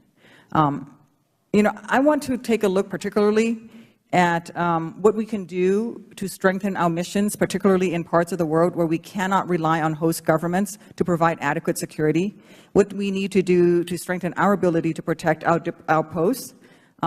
As you've mentioned already, this includes better security measures and more U.S. security personnel. Mr. Hicks, you had said that regarding the ARB's recommendations, that you thought it was incomplete, that the recommendations were unbalanced in favor of, I think you said, building higher walls, pouring more concrete, and that it was insufficiently strong in recommending that the State Department personnel needed to have more and better training, which is what you started to respond to my colleague from Wisconsin, Mr. Procan. Could you elaborate further on what you believe needs to be done with improvements in training? Again, the point I made is that those of us whose job is to engage the local population, to represent America to local populations, we have to be able to go outside. We have to be able to meet them in their own places, especially in a part of the world where hospitality is a major part of the culture, and where also the demonstration of personal courage is an important part of the culture. So that means that we have to, as individuals, those of us who go outside, have to be able to be cognizant of the situations that we're going into. We have to be situationally aware, I think, as Eric would say. in order to recognize in advance that we may be getting into a difficult situation and we need to be able to respond appropriately. And if we are put in a situation of extremis, then we have to also have the ability to be able to protect ourselves in that situation. Thank you. Mr. Nordstrom, I know that you didn't not have a chance to answer, elaborate on my colleague's question. What is your opinion? Because I really want to make sure that we get the lessons learned from this. You know, is there a balance that could be struck between focusing on improvements to physical security and also focusing on improvements to training, as Mr. Hicks suggested, or maybe dynamic communications? Do you have any specific recommendations? Is a perfect one. You know, my concern is that in the wake of an attack, we're going to go through the same cycle that we've gone through all the time. More money is not always the solution. More is not always the solution. Better is the solution. During the process, I had somebody ask me as part of the ARB whether or not, why had I not requested machine guns, 50 caliber machine guns for the consulate in Benghazi. I was awestruck. I said, if we are to the point where we have to have machine gun nests at a diplomatic institution, isn't there a larger question? What are we doing? Why do we have staff there? You know, one of the recommendations that I've looked at is, again, it's decision-making processes. That doesn't cost money. One of the things that we saw, again, is what is the role of DS? Is DS, diplomatic security, elevated high enough within the Department of State's organizational structure whereby recommendations that are within that organization are heard by the Secretary of State? I mean, I think she has a very reasonable assertion that some of these issues weren't brought to her attention. Well, how do we fix that so that they aren't brought to the attention of the Secretary of State? It's not lost on me that as the unheeded messenger this time around, I look at where those messages seem to stop, the Undersecretary for Management. I look back and I see the last time we had a major attack was East Africa. Mr. Thompson's talked about it. Who was in that same position when the unheeded messengers of the ambassador in Nairobi and the RSO in Nairobi were raising those concerns? It just so happens it's the same person. The Undersecretary for Management was in that same role before. So if anybody should understand this, I would hope that he would. So that's why I'm going to the point of there's something apparently wrong with the process of how those security recommendations are raised to the Secretary. I agree. I think that you've given us a great way forward. Thank you, Mr. Chairman. Thank you. I thank the gentlelady. We now go to the gentleman from Michigan, Mr. Amash. Thank you, Mr. Chairman, and thank you for the witnesses for testifying today. Thank you for your service. Mr. Hicks, from a Michigan alum, go blue. Mr. Hicks, you testified that you haven't read the final classified ARB report. Is that correct? That's correct. If you haven't been allowed to read the report, how do you know whether your testimony was used appropriately? I have no idea. Have the department employees who were singled out for disciplinary action, were they allowed to read the final classified ARB report to find out to examine the evidence that was used against them? Two of those individuals have told me that they were not allowed to read the classified report. Do you believe that the ARB report does enough to ensure that a similar tragedy doesn't take place in the future? Again, I haven't read the complete report, so I can't make a judgment at this point in time. Did you have an opportunity to provide input with respect to the report? Yes, I had a 2-hour conversation with the board. All right. I'm going to yield some time to the gentleman from Utah, Mr. Chaffetz. Thank you. Mr. Hicks, do we typically need permission of a host nation government to fly military aircraft over their territory? Yes, we do. And to your knowledge, did we ever ask the Libyans for permission to fly over their country? Frequently. But did we the night of the attack? The night of the attack? Once this incident started, did we seek permission from the Libyan government to do a flyover? I think in the record there is a UAV was flying over Libya that night, and it had permission to be there. Did we ever ask for permission to fly anything other than an unarmed drone over Libya during the attack? No. Would you have known that? Yes. Based on your extensive experience as a diplomat in dealing with the Libyan government, do you believe the Libyans would have granted overflight rights if we had requested it? I believe they would have. Mr. Nordstrom, do you believe that would also be true? I think certainly in this situation, they were fairly, yeah. Mr. Chairman, I think one of the unanswered questions here is, if it's a possibility, if there's any chance that we could get military overflight, if we could get a military flight there, then we would ask permission in advance. My concern is there was never an intention, there was never an attempt to actually get these military aircraft over there. I think one of the hard questions we have to ask is not only about the tankers, but what was the NATO response? We flew for months over Libya, months. We conducted an air campaign. And we have assets. We have NATO partners. We worked, for instance, with the Italians. It is stunning that our government, the power of the United States of America, couldn't get a tanker in the air. Mr. Hicks, when did you think that this was actually over? It was done. We were safe. Not until our personnel landed in Tripoli on the C-130. And then, even then, Ansar al-Sharia had posted that we were potentially, I mean, there's a reason why you had to leave the facility in Tripoli. That's correct. When did you actually return to the embassy in Tripoli? We returned, I believe, on the 14th. When did the FAST team arrive to help secure the embassy? They arrived on the night of September 12th at about 8. And there still was a potential thought. And the government never asked for permission. This is one of the deep concerns. In the last minute here, I want to ask Mr. Thompson here. I want to read to you another excerpt of an email sent by you to Timothy Walsh and James Webster on Wednesday, September 12th. This is at 11:10 in the morning. Quote, spoke to DB. Who's DB? Daniel Benjamin.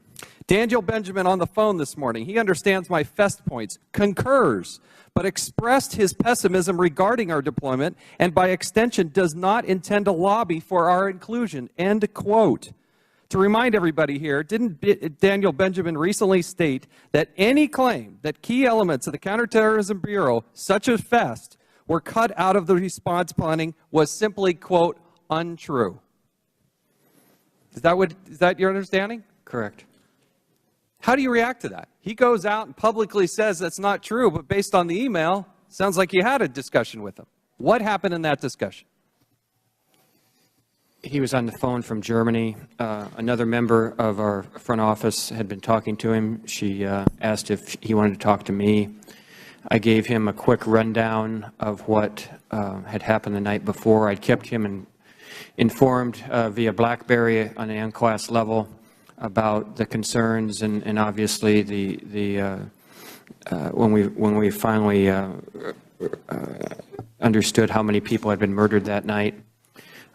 He was shocked and appalled, wanted to know anything he could do, and I told him about the dismissal and how it was dismissed in terms of getting our people out, getting our people out of town. And I would just add that it's more than process, and it's more than some of the other things that have been stated. My biography is in the record. We lived by a code. That code says you go after people when they're in peril, when they're in the service of their country. We did not have the benefit of hindsight in the early hours, and those people who are in peril in the future need to know that we will go get them, and we will do everything we can to get them out of harm's way.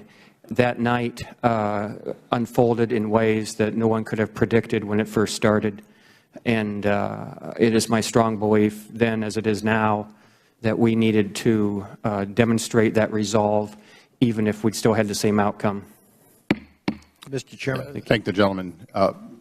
For what purpose the gentleman seek? I just wanted to reiterate, Mr. Chairman, your point to me that rather than speculate what Mr. Benjamin and Mr. Kennedy and others may think or may have said, we'll have the opportunity. We look forward to it. Actually, all time has expired. We now go to the gentlelady from Illinois who's been patiently waiting, Ms. Kelly. Thank you, Mr. Chairman, and I too would like to thank you for your service and thank you for your patience and endurance sitting here almost 3 hours, and my condolences to the family. Mr. Hicks, I would like to ask you about your testimony involving the flight from Tripoli to Benghazi. First, in your interview with the committee, you explained that the first plane from Tripoli to Benghazi left on the night of the attack around 1:15 a.m. Is that correct? No, it arrived in Benghazi about 1:15. It arrived, okay. The ARB report says that the first plane had a 7-person security team, which included 2 military personnel. Is that correct? Yes, it did. Now, you also told the committee that a second flight left Tripoli the next morning, September 12th, between 6 and 6:30 a.m. Is that correct? I think the flight actually left a little later, but again, the timelines are still not, have merged to a great extent, given time. Okay. You said that 4 military personnel were told not to board that plane and that this call came from Special Operations Command Africa. Is that right? That's what I understand. Okay. During the interview, you were asked if you knew what was the rationale that you were given that they couldn't go ultimately. And you explained, I guess they just didn't have the right authority from the right level. Is that correct? I think that's correct. Okay. So you basically don't know why they were told not to get on the plane. I have no idea why they were told not to get, why they were not allowed to go to the plane, go get on that airplane. Thank you. Just this morning, the Department of Defense released a press release, if I can read it. The team leader called Special Operations Command Africa to update them that the movement of U.S. personnel to the Tripoli annex was complete. He then reported his intention to move his team to Benghazi aboard the Libyan C-130. As the mission in Benghazi at that point had shifted to evacuation, the Special Operations Command Africa Operations Center directed him to continue providing support to the embassy in Tripoli. We continue to believe that there was nothing this group could have done had they arrived in Benghazi, and they performed superbly in Tripoli. In fact, when the first aircraft arrived back in Tripoli, these 4 played a key role in receiving, treating, and moving the wounded. I'd like to yield the rest of my time to Mr. Conley. I thank my colleague.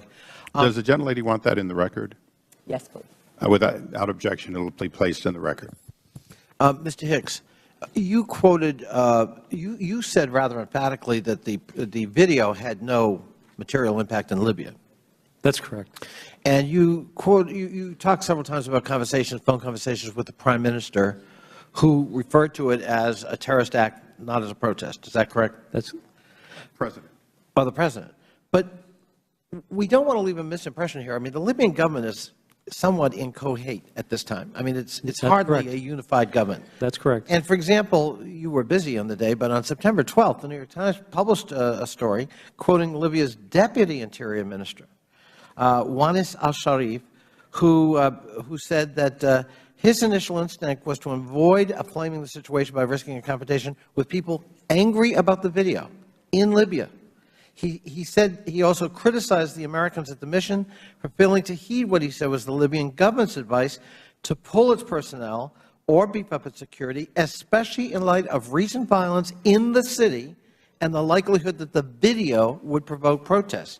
That same article interviewed people engaged in the assault in Benghazi who cited, according to the New York Times, the 14-minute video, that this was due to their anger. Now, my only point is, the Libyan government didn't speak with just one voice. There were disparate voices. Some, in fact, did see the video, apparently, at the time, as an influence. And it's a little, I don't want to mislead the public that there was one unified perspective and that narrative is entirely false and was at the time. Would you care to comment? Sure. Our assessment in the embassy was that, the video was not an instigator of anything that was going on in Libya. Now, I understand that these people were quoted. In fact, on September 20th, Prime Minister Al-Kib raised the video in in front of the press when Deputy Secretary Burns was there. But we saw no demonstrations related to the video anywhere in Libya. The only event that transpired was the attack on our consulate on the night of September 11th.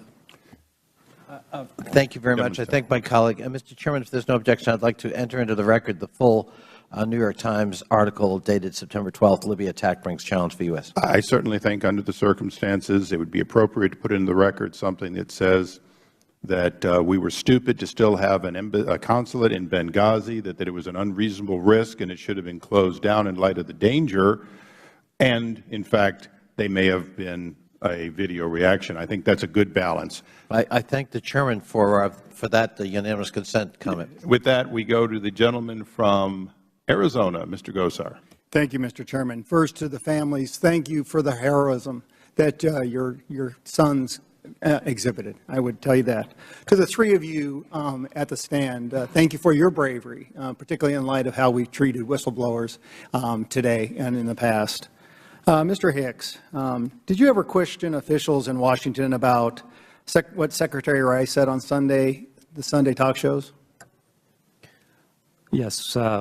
Again, when Assistant Secretary Jones called me after the talk show event, I asked her why she had said there was a demonstration when we had reported that there was an attack. Was she the only one that you talked Yes. to? Okay.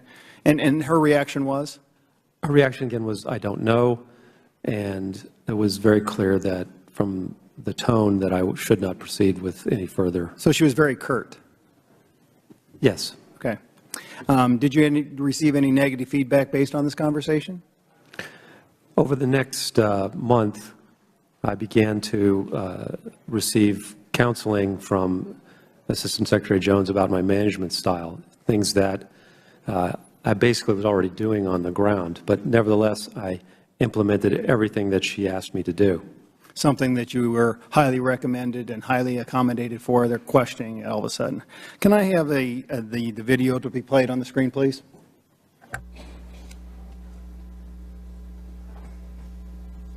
The fact is, we had 4 dead Americans. Was it because of a protest, or was it because of guys out for a walk one night who decided they'd go kill some Americans? What difference at this point does it make? It is our job to figure out what happened and do everything we can to prevent it from ever happening again. Well, I'm really mad, but Mr. Hicks, could I give you the opportunity to respond to that question? What difference does it make? I think the question is, what difference did it make? Yep. President Makaryev was insulted in front of his own people, in front of the world. His credibility was reduced. His ability to lead his own country was damaged. He was angry. A friend of mine who ate dinner with him in New York during the UN season told me that he was still steamed about the talk shows 2 weeks later. And I definitely believe that it negatively affected our ability to get the FBI team quickly to Benghazi. So that definitely impacted getting the FBI to look at the crime scene, did it not? Absolutely. So when you talked to the Libyan government, were they responsive when you asked about access for the FBI? It was a long slog of 17 days to get the FBI team to Benghazi, working with various ministries to get ultimately agreement to support that visit to get them to Benghazi. But we accomplished that mission.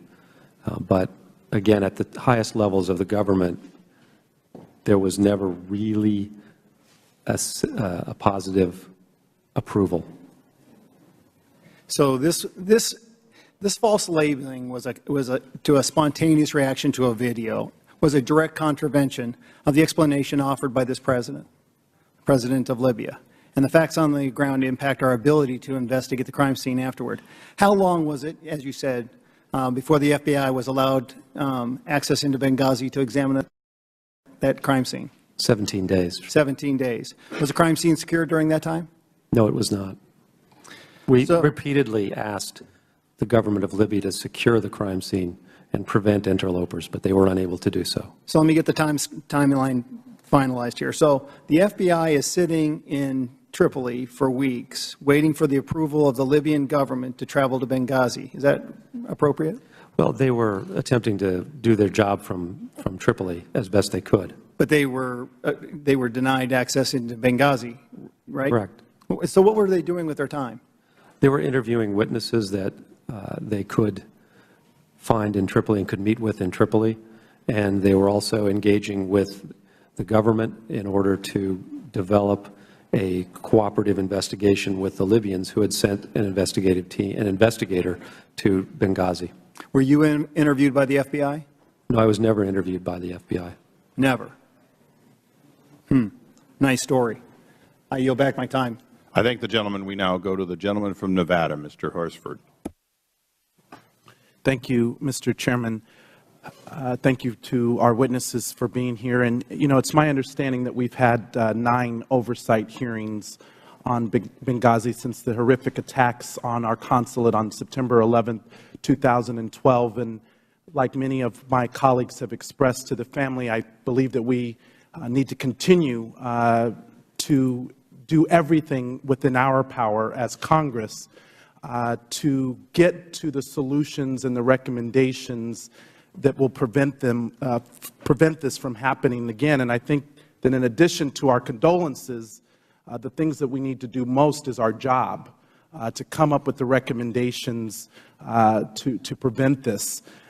One of the overall conclusions of the Accountability Review Board was just that, quote, that Congress must do its part to meet this challenge and provide necessary resources to the State Department to address security risks and meet mission imperatives. That was a direct statement out of the Review Board recommendation. And I think each of you agree that Congress must do its part. Am I correct? Yes or no, real quick. Yes. So, you know, Mr. Chairman, I just would hope that after this hearing, after 9 oversight hearings, that we will begin to work on some specific recommendations that we can bring forward, and that all of us working together can do our job to protect our embassies. I think that's what the public wants. I believe and hope that that's what the families want in the memory and the legacy of those who lost their lives. And I would say that it does cost money.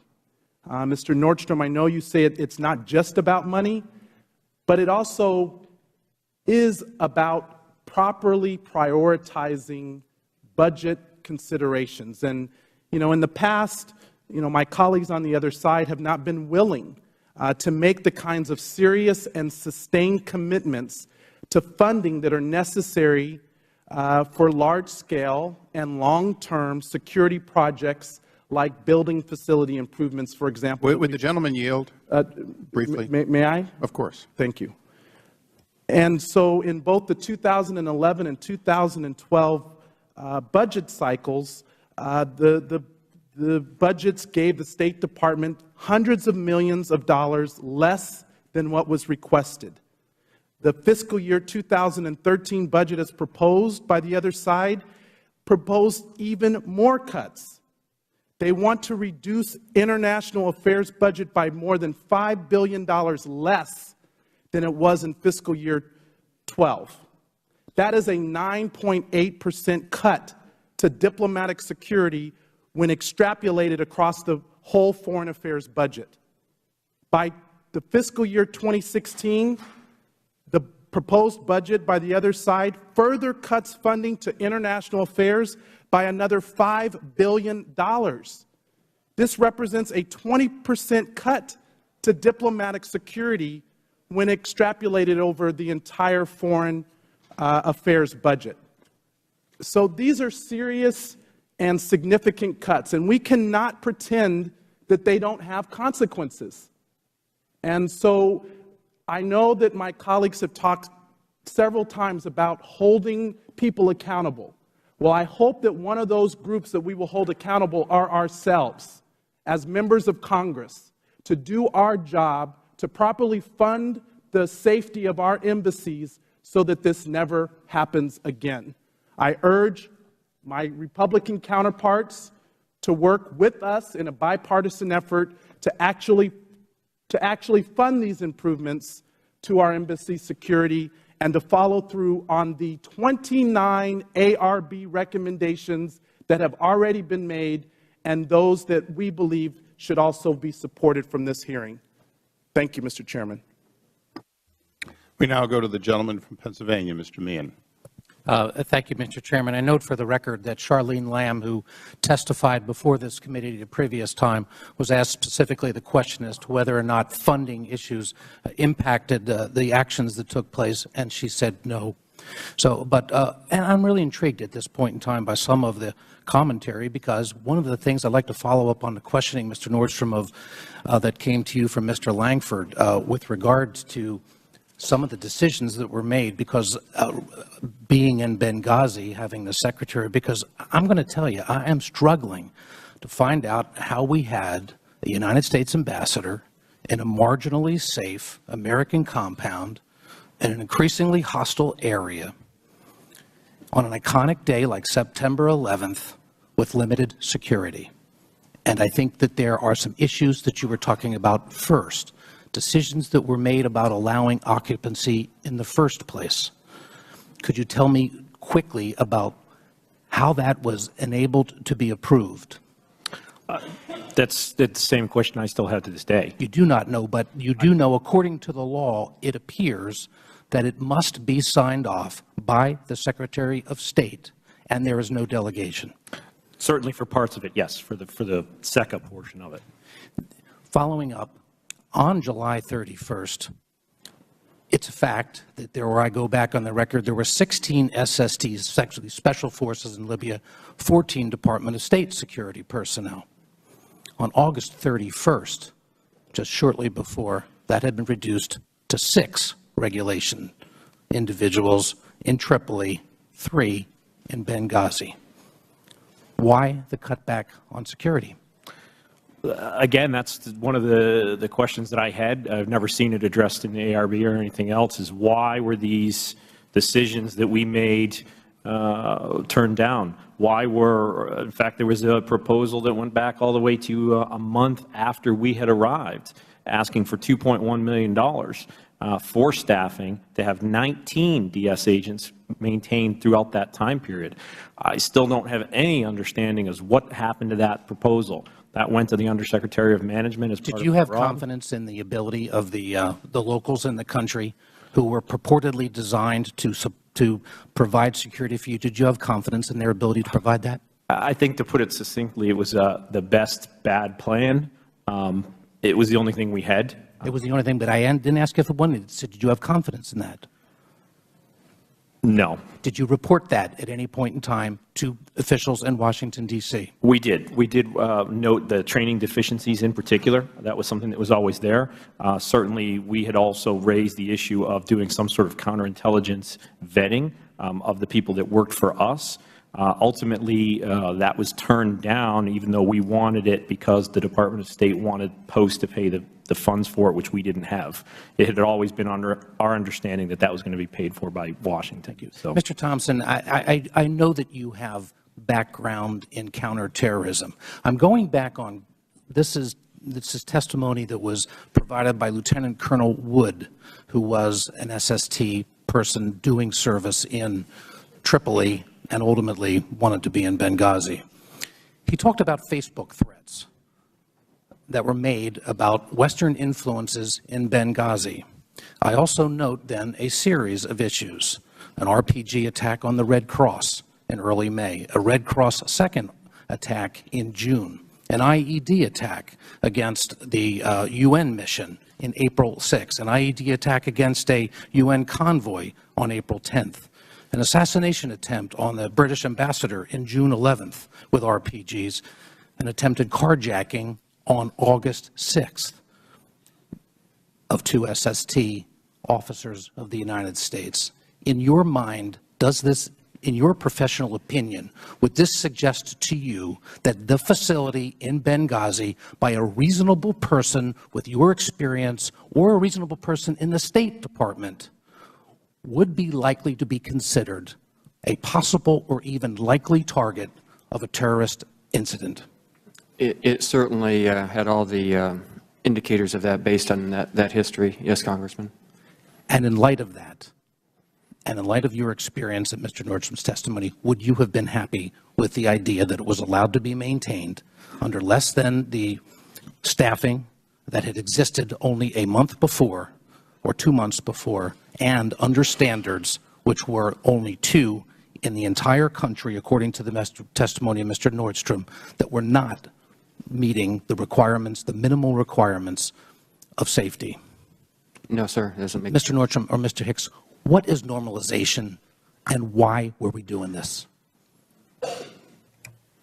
That's been a question even that the ARB raised and others have raised.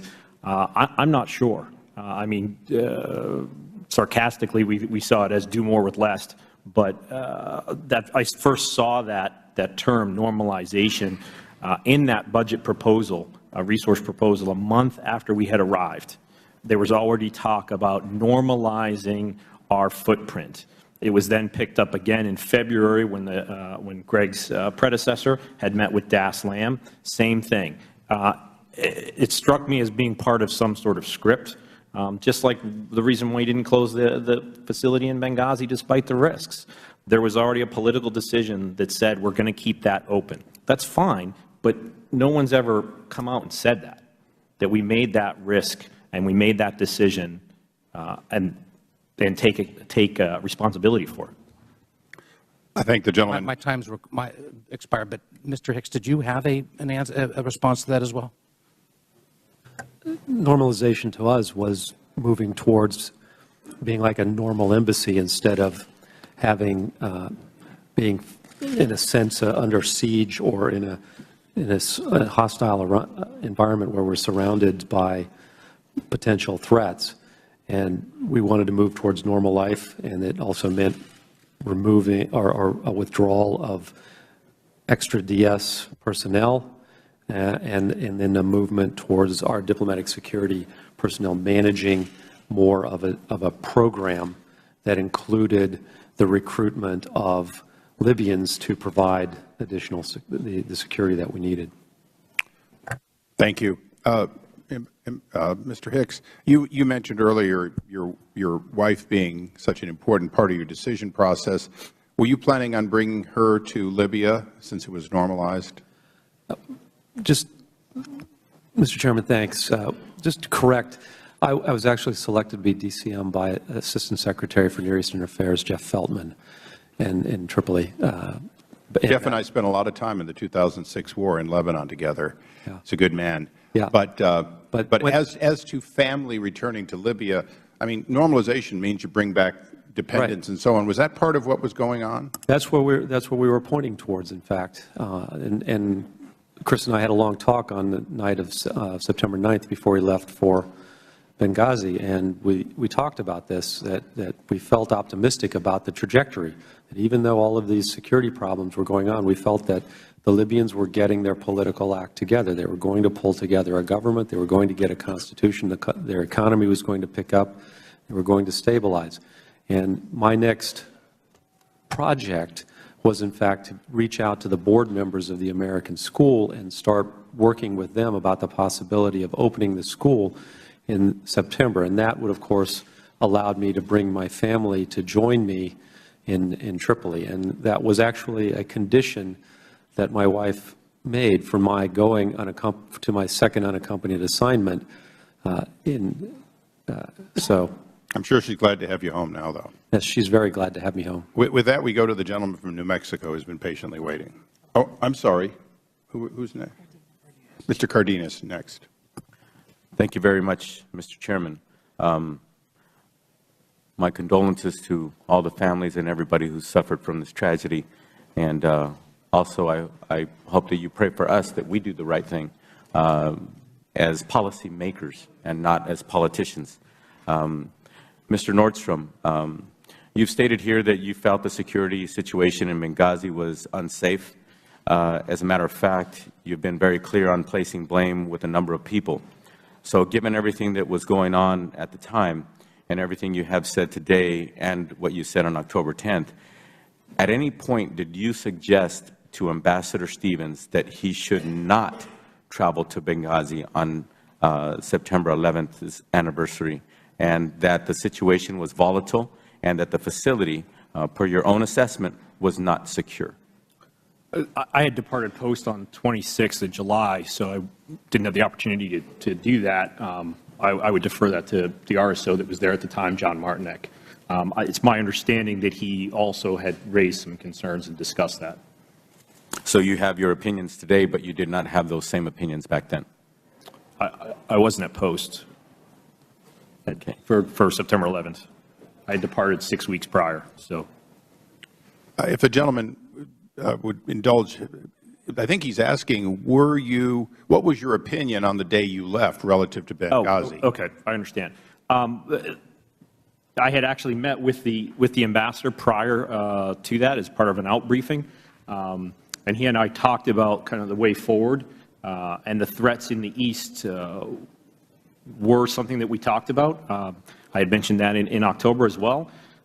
It was very concerning to us, the increase in the targeting. It was something that I had mentioned back to our headquarters in reporting. It was something that the Ministry of Interior brought up when the ambassador went and met with the minister in July to talk about requesting static security. They highlighted, number one, growing extremism in the East, particularly in Benghazi, and Derna, and Sirte. So absolutely, that was something that we discussed, and we were concerned in particular that we were not getting the resources.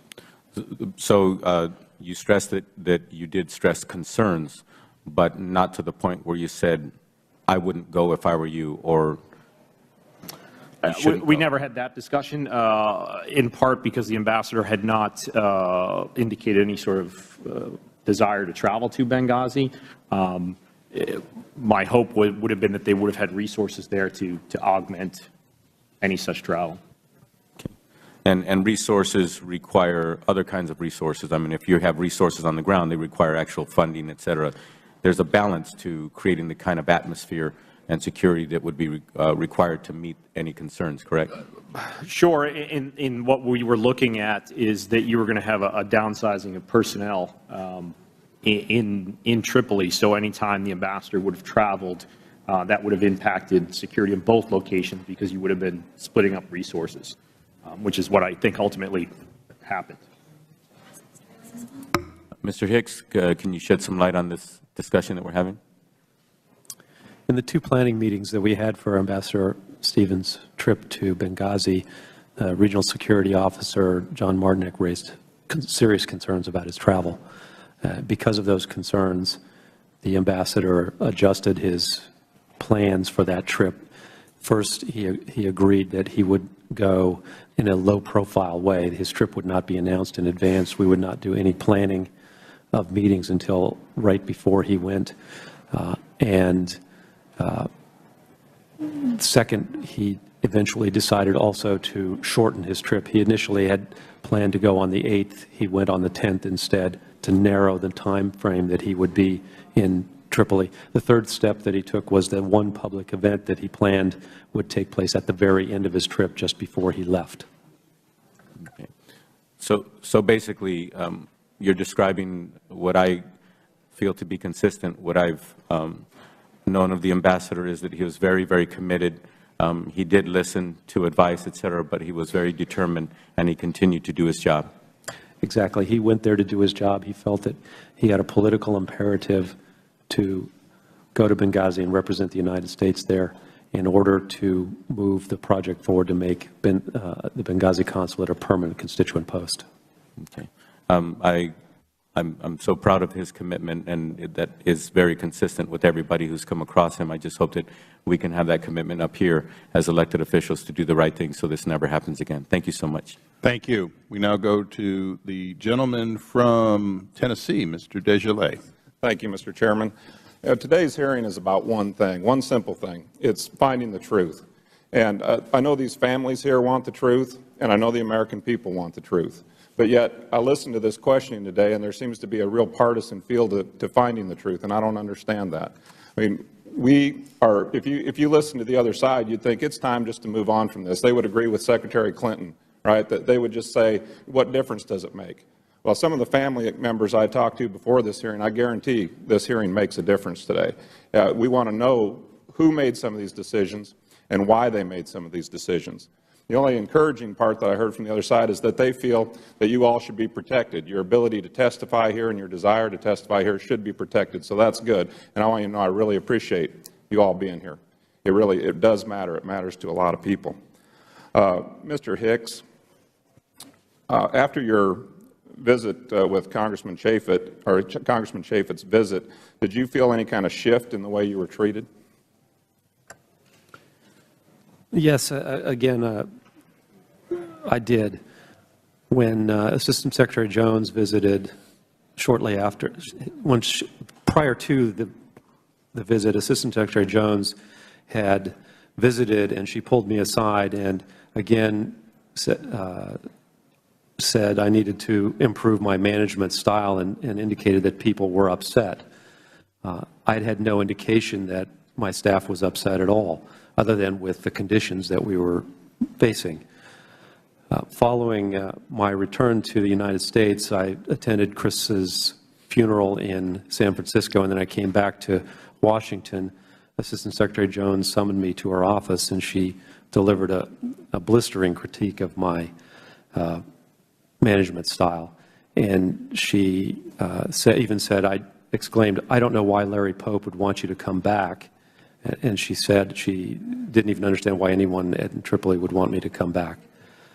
But yet, right after the attack and before the attack, you had all kinds of praise for your leadership. You got a call from Secretary Clinton. You got a call from the President praising you for your service and how you handled things. Was there a seminal moment in your mind to when all this praise and appreciation turned into something else? In hindsight, I think it began after I asked the question about Ambassador Rice's statement on the TV shows. Mm-hmm. And anyone listening to this hearing today, if they don't have questions, I mean, there was some comment made about, well, there was a few people in Libya that had a problem with this YouTube video, but the overwhelming evidence is that this was a terrorist attack. Everybody knew it, but yet someone higher up decided to run with this story, this facade, and they kept it for a long time. And I would think that everyone sitting here wants to know the answer why that was done. So what other impediments have you had, or how have you felt since deciding to come forward? Do you feel like they've treated you any differently from that point on? Well, after I was angry with the way I'd been criticized, I thought it was unfounded. I felt like I'd been tried and convicted in absentia. And but I decided I was going to go back and try to redeem myself in Tripoli. What is your job right now? What is my job? I am a Foreign Affairs Officer in the Office of Global Intergovernmental Affairs. Okay. A far cry from where you were and your level of capabilities. Yes, sir. Yeah. So when you came back to the United States, were you planning on going back to Libya? I was. I fully intended to do so. And what do you think happened? Based on the criticism that I received, I felt that if I went back, I would never be comfortable working there. Mm-hmm. And in addition, my family really didn't want me to go back. We'd endured a year of separation when I was in Afghanistan in 2006 and 2007, and that was the overriding factor. So I voluntarily curtailed. I accepted an offer of what's called a no-fault curtailment.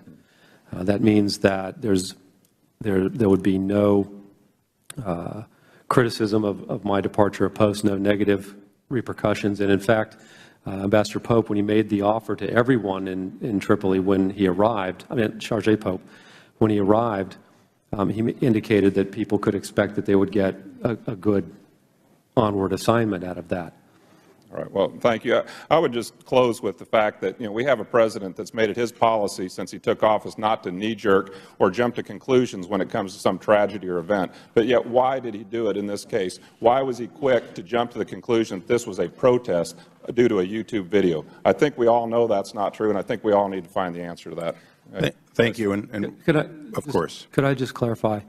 The job that I have right now, between my curtailment and my finding of this job that I have now, I had no meaningful employment. I was in a status called Near Eastern Affairs over complement, and the job now is a significant, it's a demotion. Foreign Affairs Officer is a designation that is given to our civil service colleagues who are desk officers. So I've been effectively demoted from Deputy Chief of Mission to desk officer. Let me just interject one thing at this time. In your opening statement, I note, and it's already in the record, but I want to make sure that it's separately placed in at this moment. You included an unclassified document purported to be from the President of the United States to the President of Libya. Is that correct? Yes. I want to be very careful. It doesn't have a signature. It looks like it was electronically transmitted. It's a cable. This cable, was it, as far as you know, from the President of the United States directly? Yes. And was it delivered to the President of Libya directly? It was. And does it mention terrorist attack anywhere else? And I'd note that this is September 17th, which would be that Monday afterwards. Does this, in your opinion, in any way, shape, or form, describe the unfortunate circumstances as terrorism to the President of Libya?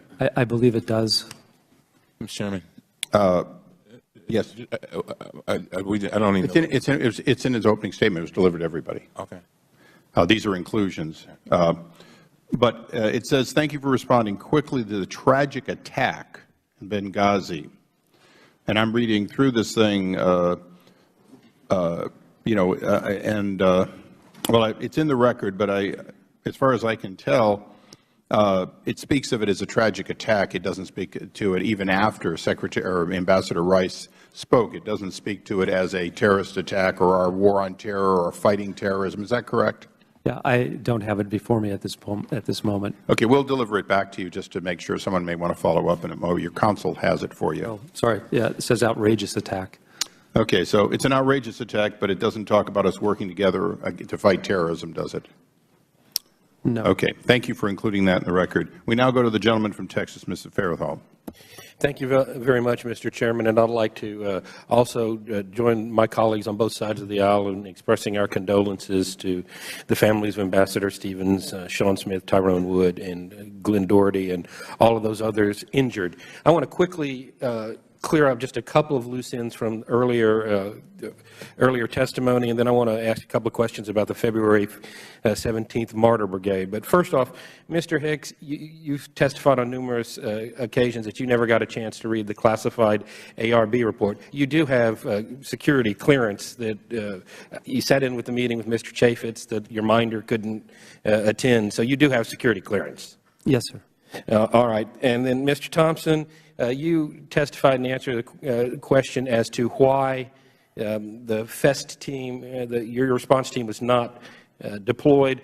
One of the things you heard was it might not be to a safe location. Do you guys train to deploy to Canada or the Caribbean islands or other safe locations, or are you trained to respond to hotspots?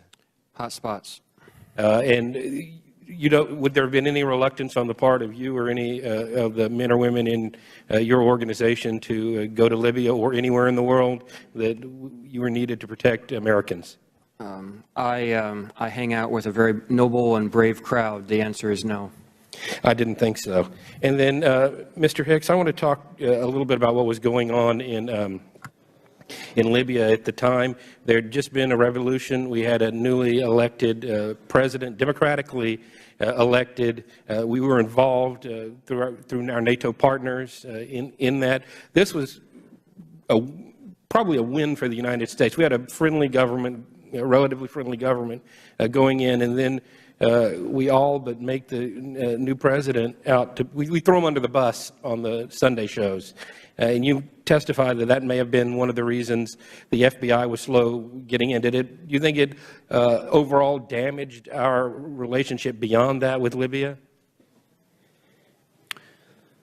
It complicated things for that period of time, I think, particularly with respect to the FBI mission. But the Libyan people, as a poll released by Gallup right before 9/11 attests, valued our relationship highly. In fact, higher than almost any other Arab country. It was over 50% of the population. And isn't that one of the reasons Ambassador Stevens went to Benghazi on that fateful day, is to continue to show our support for what was going on in Libya at the time? Absolutely, especially to the people of Benghazi. All right, now I want to go on. There have been some reports floating around. Can you, Mr. Nordstrom, can you tell me what the role of the February 17th Martyrs Brigade was in protecting the consulate in Benghazi? Certainly. That was the unit, for lack of a better term, that was provided to us by the Libyan government. Now, were you aware of any ties of that militia to Islamic extremists? Absolutely. Yeah, we had that discussion on a number of occasions, the last of which was when there was a Facebook posting of a threat that named Ambassador Stevens and Senator McCain, who was coming out for the elections. That was in the July timeframe. I had met with some of my agents and then also with some annex personnel. We discussed that. And Mr. Hicks, you were in Libya on the night of the attack. Do you believe the February 17th militia played a role in those attacks, was complacent in those attacks? Certainly elements of that militia were complicit in the attacks. The attackers had to make a long approach march through multiple checkpoints that were manned by February 17 militia. All right, now, okay, I'm going to, Mr. Hicks and Mr. Nordstrom, I'm going to ask you both this question. I'm stunned that the State Department was relying on a militia with extremist ties to protect American diplomats. That doesn't make any sense. How does that happen? You mean like in Afghanistan, where Afghanis that are working with our military that are embedded and turn on them and shoot them, or Yemen, our embassy was attacked in 2008 by attackers wearing police uniforms, or in Saudi Arabia, in Jeddah, we had an attack in 2004. The Saudi National Guard that was protecting our facility reportedly ran from the scene, and then it took 90 minutes before we could get help. Pretty high unemployment in the United States. I would imagine there's some people that would be willing to take it, Americans that would be willing to take jobs overseas. We couldn't agree with you more, but unfortunately, as I said earlier, one of the things that we ran into, that was the best bad plan. That was the unit that the Libyan government had initially designated for VIP protection.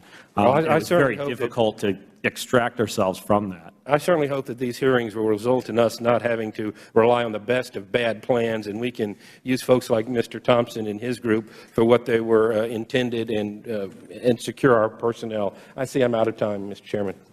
Only by a little. We now go to the distinguished gentleman from the great state of Washington, the chairman of the Resources Committee, Mr. Hastings. Thank you very much, Mr. Chairman, and let me add my voice to all of my colleagues that thank you for your service. I think while we all say it, it probably should go without saying it, but nevertheless, we really do appreciate that. Mr. Hicks, I want to follow up. You may have answered this, and so I just want to get a clarification, because Mr. Jordan was entering into questions regarding the lawyer that came in and was not allowed to go to the meeting because wasn't qualified to go to that meeting. My question specifically is to back up. The State Department sent this lawyer. Were you told why the lawyer was sent? He was sent to participate in all the meetings and all events associated with Congressman Chaffetz's visit. Okay. Did you find that unusual? I never had occurred before in my career. Okay, but they did. The State Department did say that this lawyer was going to come and participate in all of the meetings. Yes. You were told that. And then, of course, they couldn't because of the protocols. You mentioned that the tone of the State Department as related to you changed probably after the Rice interview. It began to change. Yeah. Explain, just give us some examples of how things changed. Again, I began to have my management style counseled by Assistant Secretary Jones. When she visited, she again counseled me on my management style and said staff was upset I had had no indication of staff being upset. And then again, when I returned to Washington, she delivered a very blistering critique of my style and again exclaimed, "I don't know why Larry Pope would want you back." Well, that leads to a very obvious question then. Prior to September 10th, 2012, had you received any negative feedback from your superiors? No. Chris and I had developed a very positive relationship. He trusted me, I trusted him, and we were working together very, very well, and morale was high. Well, I suppose in a career as long as yours, you might have some disagreement with your superiors. Was it to the extent that you have felt that you were treated after this event last September compared to prior maybe disagreements you may have with your superiors? I guess on a scale of 1 to 10, 10 being the worst, 10. And you were 10 after. Okay, all right. I guess that's what I would like to wanted to follow up on. You mentioned that you feel in the job you have, it's really a demotion from the qualifications that you have had in your career in the service. Have you talked to any of your colleagues or any senior leaders within the State Department regarding this, and if so, what was those conversations all about? I spoke with, after a couple of friends who have outside the department intervened with senior officials about my situation, the Deputy Secretary Burns and the Director General said that I would be taken care of. Same thing that Larry Pope had indicated. And so I met with the Principal Deputy Assistant Secretary for Human Resources, Hans Clem, and I talked to him about what options might be available to me. And basically the answer was I would have to go through the formal, normal bidding process for assignments and persuade someone that I should be hired. And then the conversation with Deputy Secretary Burns was centered around discussions I'd had with the leadership of our embassy in Mexico City about the head of the political section job there, which would be a very good job.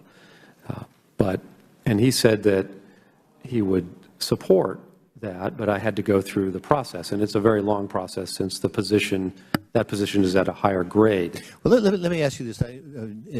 Going through the process, and I understand there's protocols, but would that strike you as unusual as somebody with your background and the position that you had in Libya and other areas?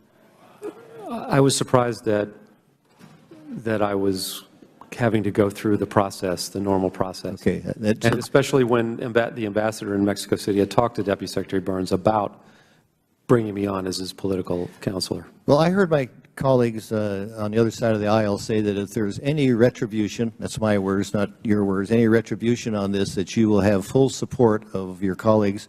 Let me lend my support, and I think support of everybody here. I think a bipartisan support on somebody that comes forth that has a difference of agreement on a policy issue or a decision that killed 4 Americans deserve to have whatever we can give to you. So thank you very much, and I see my time has expired. Well, and the time that we can ask witnesses to stay seated without a break has also expired. So for those of us who were able to get up and come back and forth, we're going to take about 10 minutes. I would ask the witnesses, you can either go through that door or this door to use facilities that are available there without going out into the public, and then we'll reconvene in about 10 minutes. Thank you.